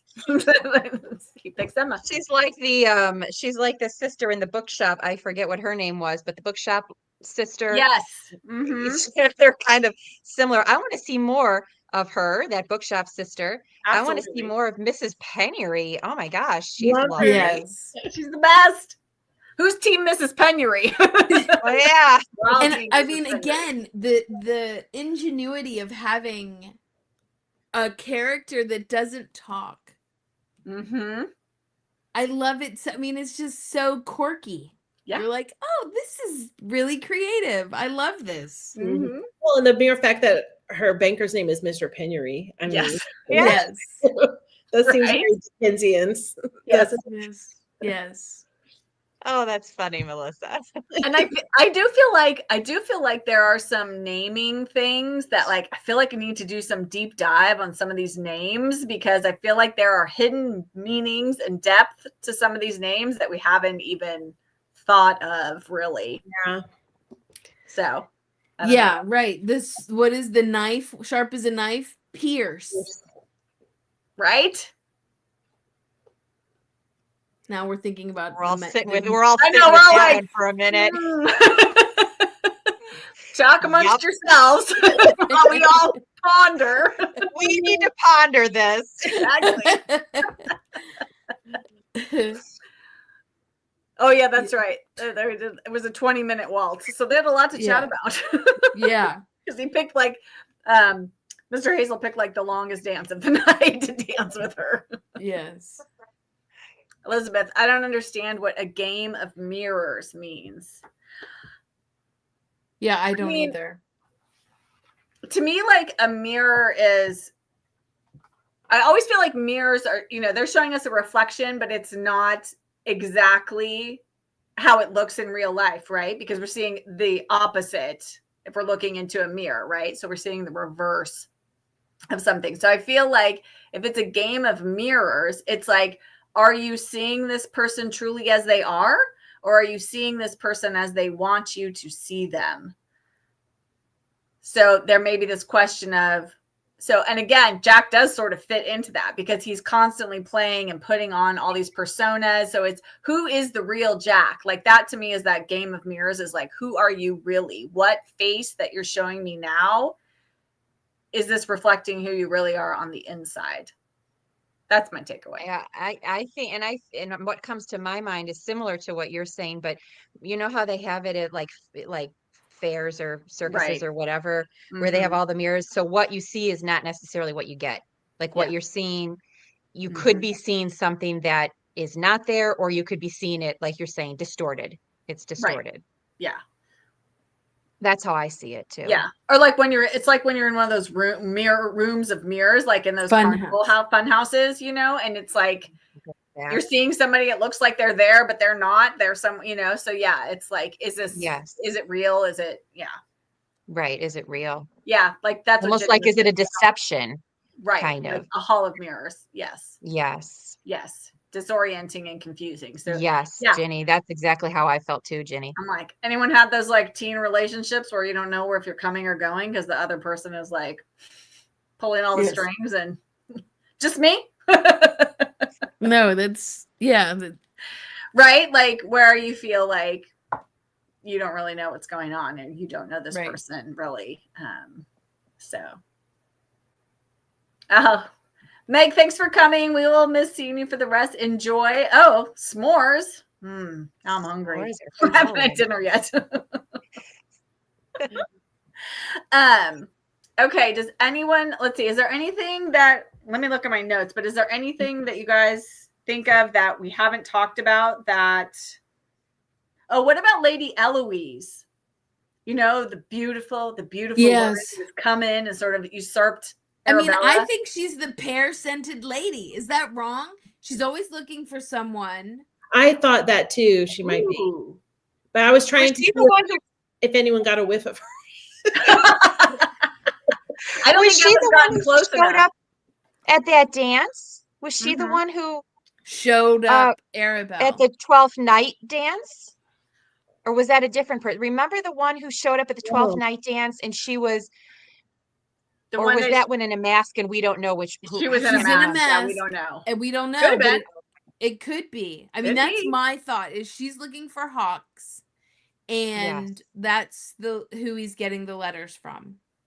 Yes, Okay, 'cause that's what did I you guys associated with. notice the little thing between her and Emma, which is like right? Yes. It's where she says, because Aunt Eugenia introduces, this is my niece, Miss Emma Lyon, presently the Duke of Islington's ward, and Emma says, at these words, Lady Eloise had looked directly at me, not at the mention of Islington's name, but rather the mention of my own, or so it appeared. Yep. Dun, I was dun. bummed Like that she they didn't get knew to talk. about her from Hawks's letter. Is Hawks writing her? Right. See, and again, so Rebecca like could be right. Does she know Emma because Hawks writes about her to this woman, the pear-scented letter lady? Right. Yeah. Gloria agrees with you. She agrees with you. Yeah. That's Anyone else have thoughts? Could she? I mean, she could be the pear-scented lady. We don't know because Emma hasn't And I gotten think, close enough. I mean, Emma's like has a connection with her because she said like she doesn't want to be here. She's really unhappy, right? She's like able to intuit what Lady Eloise is feeling about this ball, and she like pities her, right? Like I feel really sorry for her because she doesn't want to be here dancing, Right. So, oh yeah, I was bummed Victoria. that they didn't get to talk more. I wanted to, Yeah, me too. I Right. wanted to hear a conversation between the two of them. And I think Maybe- Emma wanted to converse with her too. Maybe Yeah. volume 9 will be revealed, or some will. Right. Bits of it will be revealed. Yeah, Victoria. Yeah, Laura. I Yes, agree. let's- I have thought about I I have thought that too.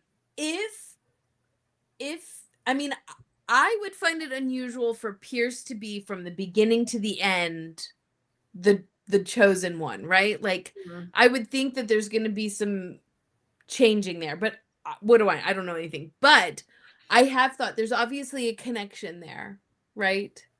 With Pierce and Victoria. But Pierce doesn't Yes. seem interested at all, right? He's For now. yeah. Well, he's smitten with Emma, so good Yeah. for him for not having a wandering eye, right? It's hard. I mean, she's gonna have to come around if she's gonna, if we're gonna like her, because torturing Emma in her time when she was a newly, lost her parents' child, basically, Mm-hmm. that's hard to come. I don't know how you redeem yourself from that. I mean, that's really terrible, right? I mean, unless she at some point says to Emma, "I'm sorry. Yeah. I know now what you were going What it's through, like and to go what through did it. to you was terrible. We should Right. never have done that, And I mean, Right. what more can you say but to I want to know why that hasn't occurred to her yet. Like that would think have been she's- one of the first things that you would I think. think she's still deep in her grief, though. I think they're going to become friends, but it's going to be Yeah. I agree. Yes. She's sort of like the Paris Mhm. Geller, Rory situation. Yeah, Elizabeth says, I like that Pierce is compassionate to those that are grieving, right? We had Emma with Maxwell and then now Victoria. Yeah. Mhm. I mean, he has this very soft, that's what's so appealing about him, is he does have this very soft side to him, even though he's got this also Baggage. darker, edgier side to him. But, that's what, Um, it's just so hard. I think he knows what grief is. I think he knows what grief Yes. is, and I think he's had some time to process that. And Mhm. because he remembers and can now give compassion to people who are Right. newer in it than he is. Yeah. I think he's seen a lot of death, Yeah. following, being a photographer and following different wars and, that kind of thing. So, yeah, he definitely has a lot of compassion. Okay, so back to the Game of Mirrors thing. Okay, so that one made me think of Hawks, to be honest, not because he's deceptive, but because he doesn't like to talk about himself. He's always reflecting things back onto other people. And so I looked up Game of Mirrors. I was like, is there any literary reference? And the first thing that came up, granted, it's an AI overview, so take that with a grain of salt.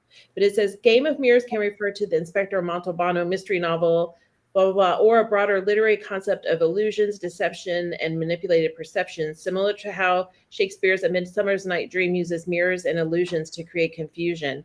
And Hawks is 100% Puck, A Midsummer Night's Dream. And, so I wonder, that's what. Or Oberon. And the whole Oberon reference. Or Oberon. There's so many Midsummer Night Dreams references that go back to Hawks. Is there a I should know that. I played Puck in A Midsummer Night's Dream in high school. So it just makes me wonder. Is there a Ooh, Hawks? That's great, Melissa. We even got Elizabeth on that. She's the Emma M. Lyon trivia person. She said, She is. That is good. That is good. Really good. Yes. That is crazy. I bet if we went back, there are so many Midsummer Night's Dream. Now I'm kind of feeling like I need to read A Midsummer Night's Dream and then read through the series again and catch the references, because I feel like it's littered with Midsummer references. For sure. Yes, there's a lot. Although I looked up one and it was Richard II, because I was like, oh, I really like this quote. What's it from? And it didn't say in here. And it was from Richard II. And I was like, oh, well, that's an interesting pick. Yeah, right. I really liked it. I really liked the quote. Yeah. She has so many good quotes. I'm like, this is amazing. She must just have notebooks or, lists and lists of quotes and different things. I don't even know. Yeah. Bless your Here's the memory quote here. said, I feel like the 4 somehow down the road is going to be busted up and it will be very sad. Yeah. I mean, it can't last forever. No, it's just the magic alchemy of the moment. I mean, life goes on, things change, people get into relationships, they get married, they have kids, or things happen that break them apart. That's going to be heartbreaking when and if that happens. Yeah. Yeah. Yes. I mean, my gut feeling is that Pierce will be the first to go, but I could be wrong. Yeah, I think, me. I mean, I think it's sad, right? I mean, we all know, Jen was talking about when we were younger, we all have, I think about my youth and that, alchemy, similarly, where and that's broken up. I mean, it's like, dang, I'm old. And nothing left. That's done. Yeah, even if they're always friends, this moment in time is very unique. Yeah, it's true. I mean, as soon as they all have romantic, as soon as one of them gets a romantic partner, that alchemy is going to be busted up, because suddenly you're going to have this other person, and plus that one of the 4 of them is going to be slightly removed from the group because now they have somebody in their life who's more important, so and they're going to get jealous. I mean, you can't have a female traipsing around Stonecrop with, 3 men and then pull somebody else into that and not expect them to get jealous. Right. I think. Exactly. Well, and the 3 men never seem to get jealous of each other either, which is another reason that I think that, I'm not sure about the romantic between Islington or Hawks, just because, none of them have any of that kind of, there's no angst going on there at all. So here's the quote that I was talking about from Richard III. Yeah, maybe they just have really strong self-control. There it could be that. So Marilyn said she's reading Julius Caesar to get ready for volume 9. Yes. Oh, because she's going to be in Julius. She's going to be in it. Good idea. That's a great idea. Oh, Beth, what was your quote from? Yeah, sorry, Beth. No, that's okay. This is the Shakespeare from Richard III, and it's talking about the 4 of them on the hill. And as for our final evening on the hill, I count myself in nothing else so happy as in a soul remembering my good friends. And that really kind of spoke to me, not only about the four of them, their alchemy going on there, but just in general, what a lovely quote. But then I saw it was from Richard III, and I was like, oh, now I want to see it in context. I mean, yeah, right. Or Richard II. I'm sorry, Richard II. Yeah. I mean, I think there's so many Shakespeare references throughout all of the books. Yeah, I was like, it would be fun to kind of go through. I wish somebody would because I don't have time to do it.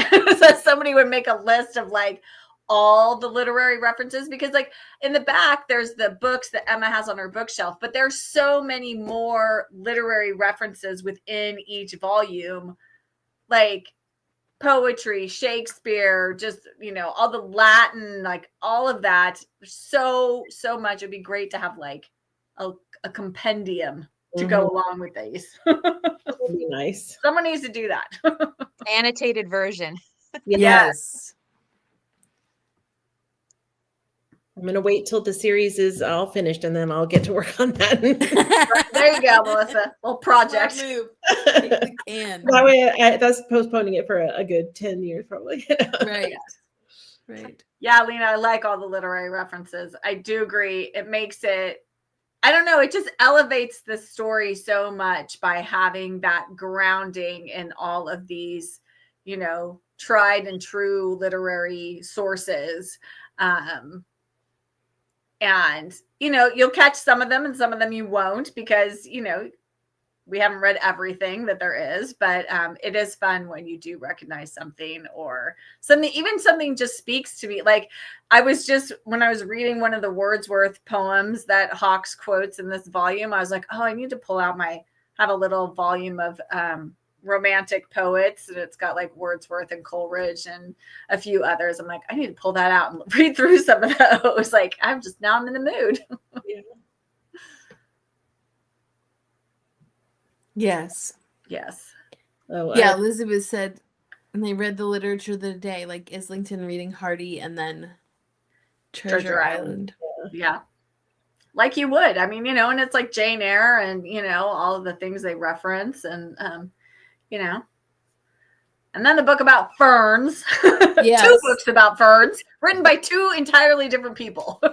That's funny. I confess I've been in a couple bookstores, and I'm in a place where there's a lot of outdoor activities, and they have guidebooks. I was looking for a fern book. I didn't find one, surprisingly. No. But I definitely was ferns are fascinating, to be honest. They have that, I can't remember, I don't think it's Fibonacci, but they repeat themselves. They have the pattern of where the fronds, when you look at the little tiny ones, they repeat the same pattern as the actual fern. And then within that little tiny part, even the little bump repeats it. Anyway, they are fascinating. Yeah. Melissa's I don't know. The funny thing is that one of the fern books is an abridgment of a bigger book. And I'm like, so there's even another book about ferns. I'm like, I was trying 3 books about ferns in 1884. I was trying to picture what you were saying, and it wasn't coming through to my brain. But do you get it? When you look at a fern, it has that thing. It just kind of hangs over, and there's tons of little leaves that are coming off, and the little leaf look just the same pattern repeated small so clones that the big one is. Yeah, I mean, just repeats itself within itself. Wow. It's like the tomato soup painting, right? Like the Warhol, where it's just more and more and more. Yes. Like the Russian dolls. It might be Fibonacci, though, isn't it, Rebecca? I think it is Fibonacci. I think it might be Fibonacci. Yeah. Mm-hmm. Yeah. A Fibonacci sequence. Mm-hmm. Yeah. Yes. I think it is. Thanks, Beth, for encouraging me in that. We got a book out about Fibonacci, and I remember the sunflowers and I remember the ferns. So I think you're right. Yeah, and there's so many different kinds. I really, I don't know, I'm gonna probably end up getting a fern guidebook, because when I saw that she got them, I was like, oh, that sounds so great. Just walk around and identify them. See, Marilyn says you've got a great new hobby. Yeah, right. I'm sure my husband will be like, oh, great. It's something to do on your road trips. You can go to all the fern locations. I don't know. Yeah. Where Right. do ferns grow in the wild? I'm not. What's kind of like maybe Pacific Northwest in the forest. We have them here. I mean, do you I have was them there hiking too? today where I was hiking. There was a little tiny path, and then all through the forest, it was so magical. It was just covered in ferns. You need I it took as a picture. I'll put it up on Instagram so you guys can all see it. I Yes, mean, please do. So anyway, Yeah, they wanna can be see. huge, like up to your waist. Some of them. Anyway, let's move out of ferns. Elizabeth says she has a lot in the Pacific Northwest. Yeah. Yeah, I feel like they need sort of a bit of a moister climate. Like I here in think California, we don't get them. Yes. Not where it's I mean, up in the mountains maybe, but not down where I am or else by the coast. But yeah. Elizabeth remembers reading, I saw you'd pin this, that the Victorians were obsessed with ferns. Yeah. I was born in the wrong era. I knew it. Oh, this is your next video, Rebecca. You can go out, go wandering through the ferns with your fern book. I feel like that's very niche. Very niche. Did anyone else like interesting though? Thank you. Nature walks. Our family was on a nature walk this afternoon, but we don't have ferns out in the wild here. Interesting. So I don't know. And we're in a cooler, I mean, it's not, not desert here. Right. Yeah. But yeah, I mean, it always Elizabeth says she's there for it. I'm always like, when we see ferns like getting sold in plant nurseries, I'm always like, why don't people just go out and just, I mean, like I'm not kidding when I tell you, like our entire trail completely surrounded by ferns. Like you're gonna I just go dig one up. That. Yeah, right. Put it in a pot and take it out. Like I want to see. All right, I'll put. I did take. Yeah, you do need to share some pictures of all the ferns. Yeah, now we got to see, because the only ones I've ever seen are in pots or in like conservatories or something like that. So yeah. Yes. Yeah. So fiddlehead ferns. Oh my gosh. I'm sorry, Jen. We've taken fiddlehead ferns are before they start out like, in the early spring, they unfurl, they like unroll. And so it looks like the top of a fiddle. You know how fiddles up where you have the pegs are all curled. And you can actually saute them and make like little, look at really. I've seen you that. really can. The restaurants in our area, like the high end restaurants, like they serve sauteed fiddleheads as a spring dish in their I've heard of this. Yeah, I have heard of this. Fancy restaurants. My favorite fern is the maidenhair fern. I tried to grow one once and it didn't work out too well. Yeah, they're very finicky. I always thought ferns were finicky. They are. They do not like change. They need to have, whatever. I mean, they are very picky. It's like they need to be grown in a shower so it's always wet. Well, yeah. How are you gonna enjoy it then? Just when then you move it out and they get mad and you're like, no. So. I just saw Jacqueline's comments, not where the red ones grow either. I was watching over there too. Oh, such a sad book. Man. Okay, my son's gonna read that book in school this year. We just had back to school night last night. I know, I'm like, we're gonna be traumatized. My son loves animals. No. I'm so worried. We talked about this. Who did we talk about this with? Rebecca. We were talking about this. It was you. Yeah, so was everybody traumatized by this book as a child? Yes. 4th grade was our entire class was sobbing. I will not read it. Wilson Rawls wrote The Summer of the Monkeys. Also, if you're gonna read a Wilson Rawls, it's one of my favorite books ever. It's funny. It makes you cry in a good way. It's marvelous. Yeah.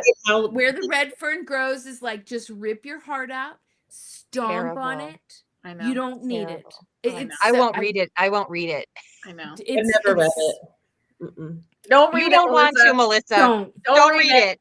I don't want to read something that's sad about animals. No, my gosh, it's so terrible. It was the first book that ever made me like sad. Stop. Yeah. I mean, I cried during Charlotte's Web. Speaking of ferns, I love the name Fern because of anyone else love Fern from Charlotte's Web? Yes.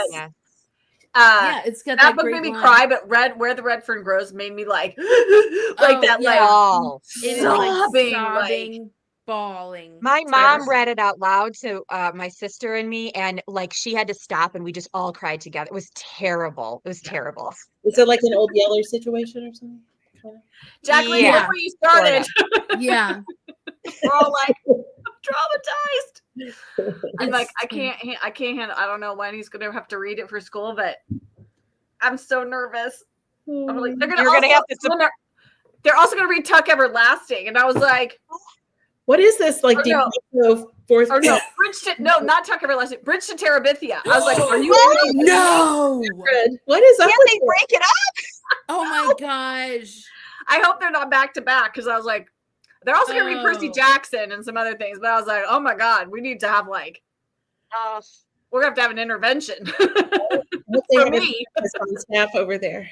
Get the You better be ready with your cat and some tea and cookies to give him some emotional support after those. Be like, here, have the cats. It's okay. You're all right. Yeah, I heard a podcast with Catherine Patterson on it, and they talked to her about like, you wrote like such a heartbreaking children's story, and she said that it was rooted in some truth, like there was some traumatic thing that happened in her kids' lives and in their community, and she was like, this is life. This happens, and so she's like, I wanted a place to kind of get it out there in the world and to have people kind of walk through it together. But that makes sense. I mean, I do think kids need to read. We have totally digressed from Emma. We'll get back there in one second. Sorry. But like, I think kids need to read about hard things. I don't think we should shy away from that. But both of those books are so gut-wrenching. So yeah. Anyway, okay, we digress. This teacher isn't about. Jacqueline. I know. I just saw that. Well, it's so funny because I do feel bad. Her mother is elderly and is not well, and she lives with her. She's her mom's caretaker in addition to teaching sixth graders. So I'm like, okay, I feel if you need to have some good cathartic cries, I guess that's what we're gonna do this year. So, yeah. Anyway, back to Emma. Since we've got probably gonna wrap up here in about 15 minutes or so, but I was curious if anybody has any feel free in the chat also if there's anything still you want to chat about that we haven't touched on in this volume. But does anyone have predictions or things they would like to see happen in the upcoming, volume 9s, 10, 11, that from the threads of things that have been put out in volumes 1 through 8? I'm just curious if you guys have thoughts, predictions, wishes, hopes, and dreams. Let me check my notes because I did take notes. Think about it. I know, right? Well, I want them to get a new cat. I think that's been number one. Let's get a new cat in. For that. Yes, we need lapis lazuli needs a cat. They have their what's their plant? It's not a fern. What's the plant they're carrying? Fits. Yes, fits. So of course, I know the name of the plant. It was a fern, wasn't it? Was it a fern? Oh, No. I'm gonna have to go back and I'll go back and find out. It was an F. I have to look. So whatever the plant was, it did start with an F because I know it was alliterative. So, but yeah. I feel like it was a fern, but I don't know. I have to look. Yeah, because when she comes back from Stonecrop, she says hello to Fritz, who is still alive. Still alive. They kept Fritz alive. Fritz is hanging in there. I'm gonna have to going strong. I'm gonna have to look it up. We'll Marilyn's prediction is Emma runs off to America with Pierce. That would be scandalous. Oh, no. Well, my wish on the same vein of scandal is maybe Islington will realize that Agnes is really the one for him. I am here for Islington and Agnes. I can get behind that. Yes. So Agnes is really a great character. In the kitchen. Agnes is the best. I love how we just end with the whole secret society of St. Crispian servants or whatever, and they're in there doing the thing with the rug Yes. and Fixing her rug. They're coming in. Emma's on the stairs, but they're going out. And they come back with a package or a bottle, and they come. Right. And then She's very young. I went back after I finished 8. Did I say this already? I picked up volume 1 right away after I finished 8 yesterday. And Agnes is like 16 or 17 years old. And I was not envisioning her like that young. Yeah, I didn't realize she was people very went young. into service at very young ages, right? I mean, that's what they did in those days. So, girls of like 12, 13, 14 went into service. So it was a fern. Fitz is a fern. Hey! Fern. Yep. We're passing the note back and forth. And she says, this is Emma. This is the second time in my day the word hail has been used. And Pierce writes back, when was the first? And she wrote, oh, when Perian baptized Fitz. And then he writes back, dare I ask who is Fitz? And she says, the fern on the sideboard in the hall. Of course it's a fern. Everything's intentional and connected. Yes. Oh, I like Jamie's prediction. She thinks Emma's going to go to work somewhere that works for her, like for the Pirate or for Islington's aunt. Okay, so she could go to work for the Pirate. She could go to work for Islington's aunt. She could Gazette. Go to the bookstore, right? She newspaper. Could work for the newspaper. So I think, yes, I am 100% behind her finding work that works for her. And where there's no taxidermied animals or lecherous uncles. Yes. Okay. Important points. Yes. Yeah. So we need Emma to get a job. Some sort, that way we're not worried about her so much. Exactly. With her money, especially with Pierce. I mean, she said she sort of thought, well, with Pierce being wealthy, but then now I had to go back, I know about obviously the depression in starting at the end of the 20s into the 30s, but I didn't know there were depressions during that time. So I actually was like Googling that, and there actually were a couple around that time. It's a constant story in America, maybe everywhere. I don't know. It's just like the ups and downs. Well, like Melissa, because like even in A Lost Lady, they talk about there was a recession, and I think that was probably not too like far off from that time period, late 1800s. So yeah, so I know, because I was thinking when I was reading that, I'm like, I feel like I just read this. Not like then I did. Bust, it seems Piss helmets and depression. Well,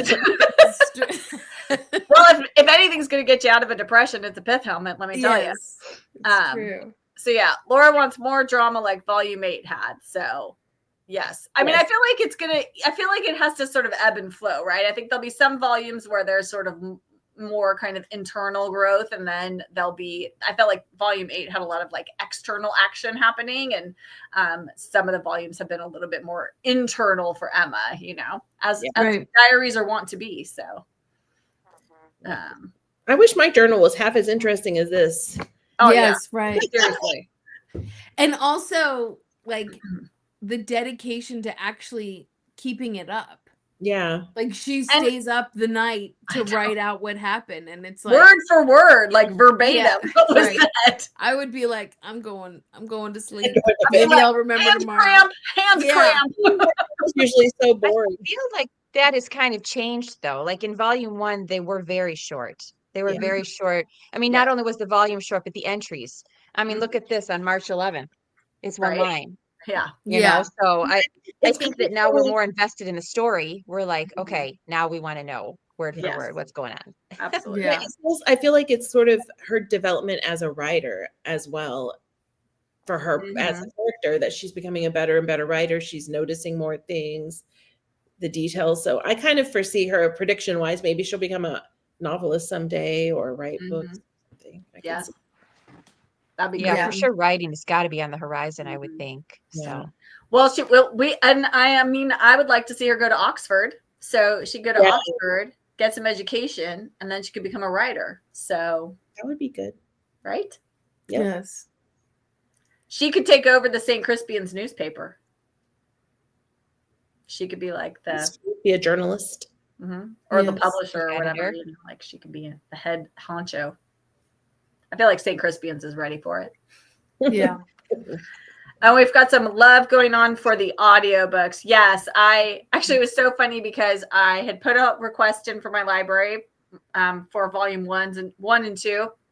And volume 1 came in literally the day I picked this up to start my reread. And I was like, no.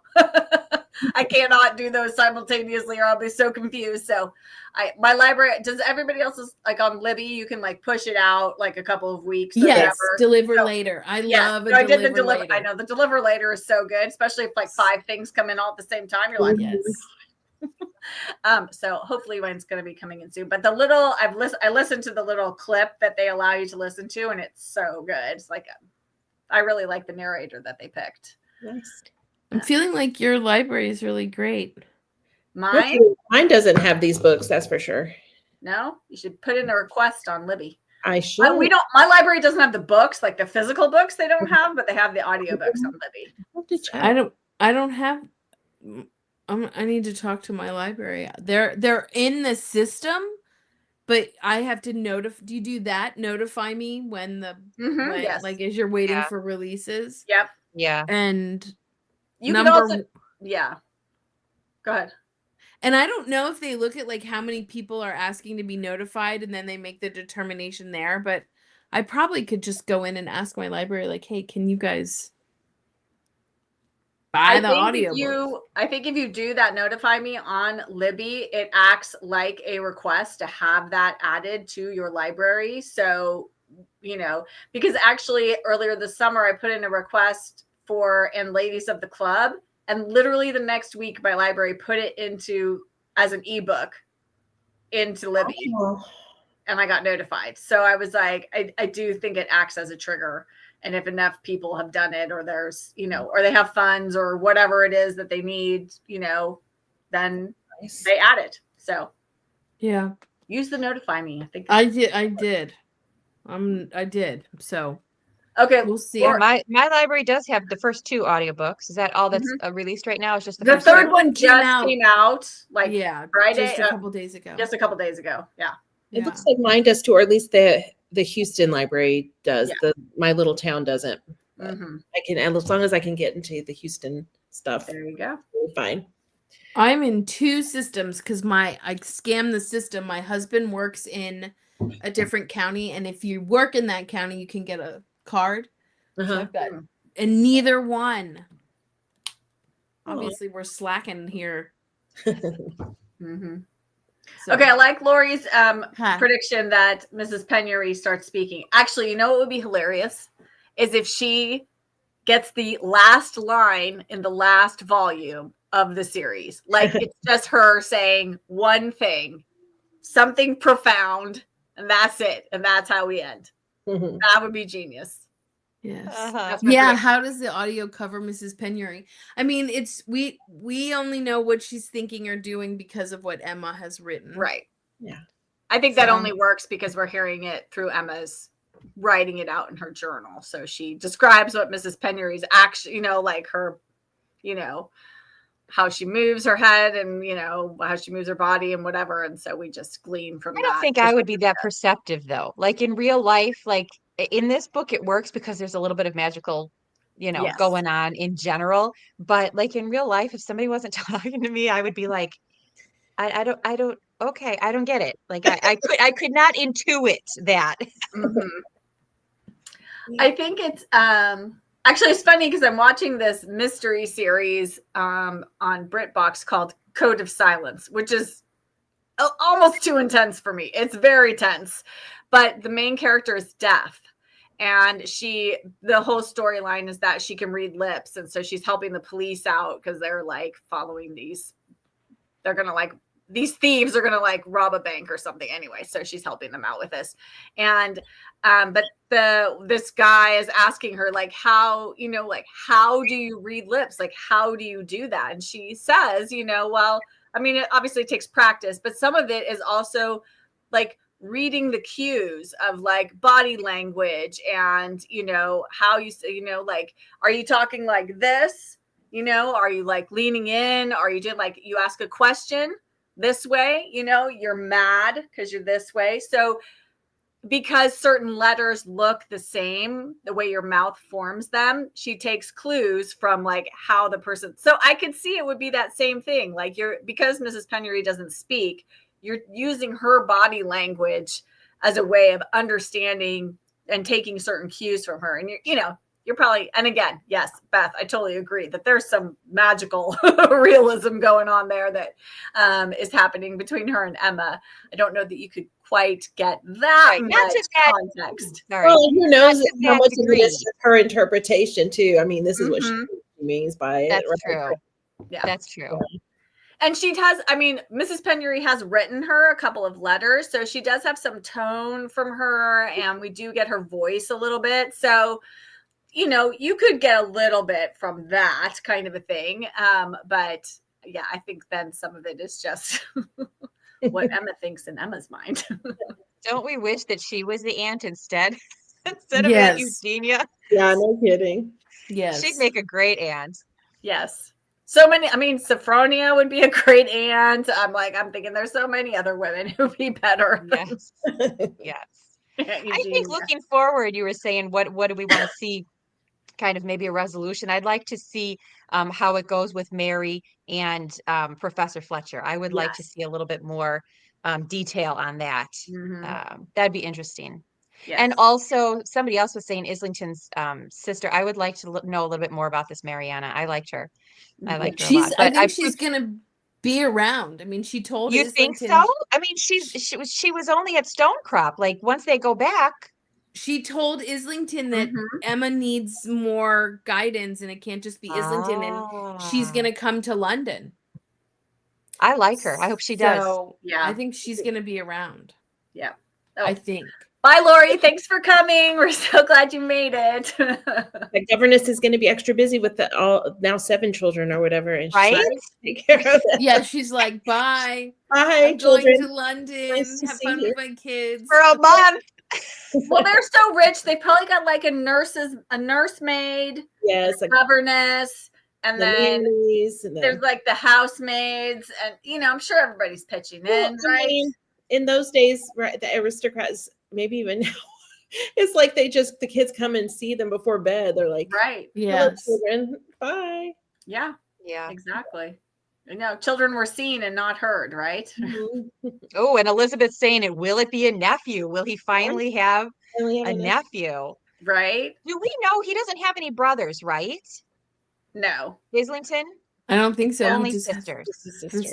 Right. But I think if he has a nephew, if Islington doesn't have any children, then the nephew would probably inherit the Duke title. Here where he says in a way he hopes it's a nephew, because then whichever he has like a really lousy heir that he doesn't want to have. Right. Yeah. Do we also know, are these the only two? We know now about the twin sisters, but are these two the only sisters? It never really says how many sisters, right? Could there be more?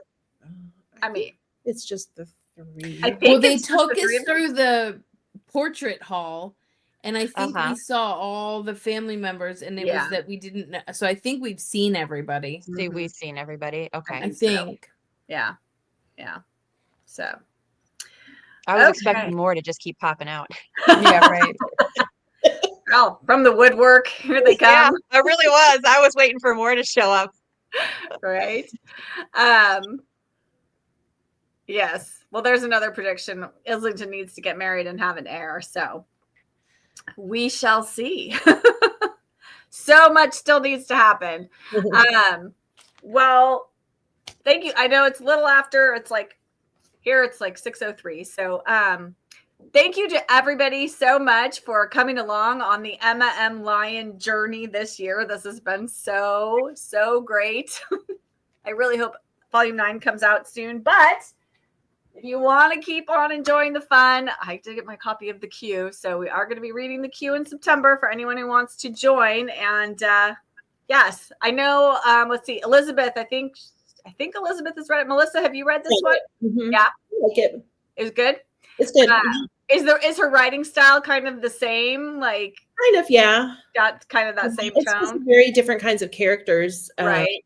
But I think you'll enjoy it. Yes. I didn't love it as much as I loved Emma, but I Right. love Little as much as I love Emma, but I really did enjoy it. So Yeah. I think you will too. Yes. So looking forward to it. Yes. So thank you. And thank you, Melissa, Beth, Rebecca. Thank you guys for being here and Thanks for helping us having have us. Thanks a for big having me. blowout celebration for Volume 9. Oh, is that Wally? Yes.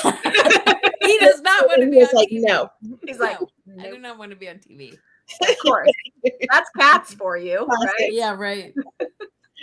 Thank you. It's fun. Absolutely. So thank you. Thank you to everybody and happy reading. Hope you all have a wonderful weekend. If you're in the States, I hope you have a lovely 3-day weekend. We all have Monday off and look forward to seeing you all very soon in the various places where we all show up. But yes. It looks like a lot of people are joining the queue. I'm Good. gonna try also. Absolutely.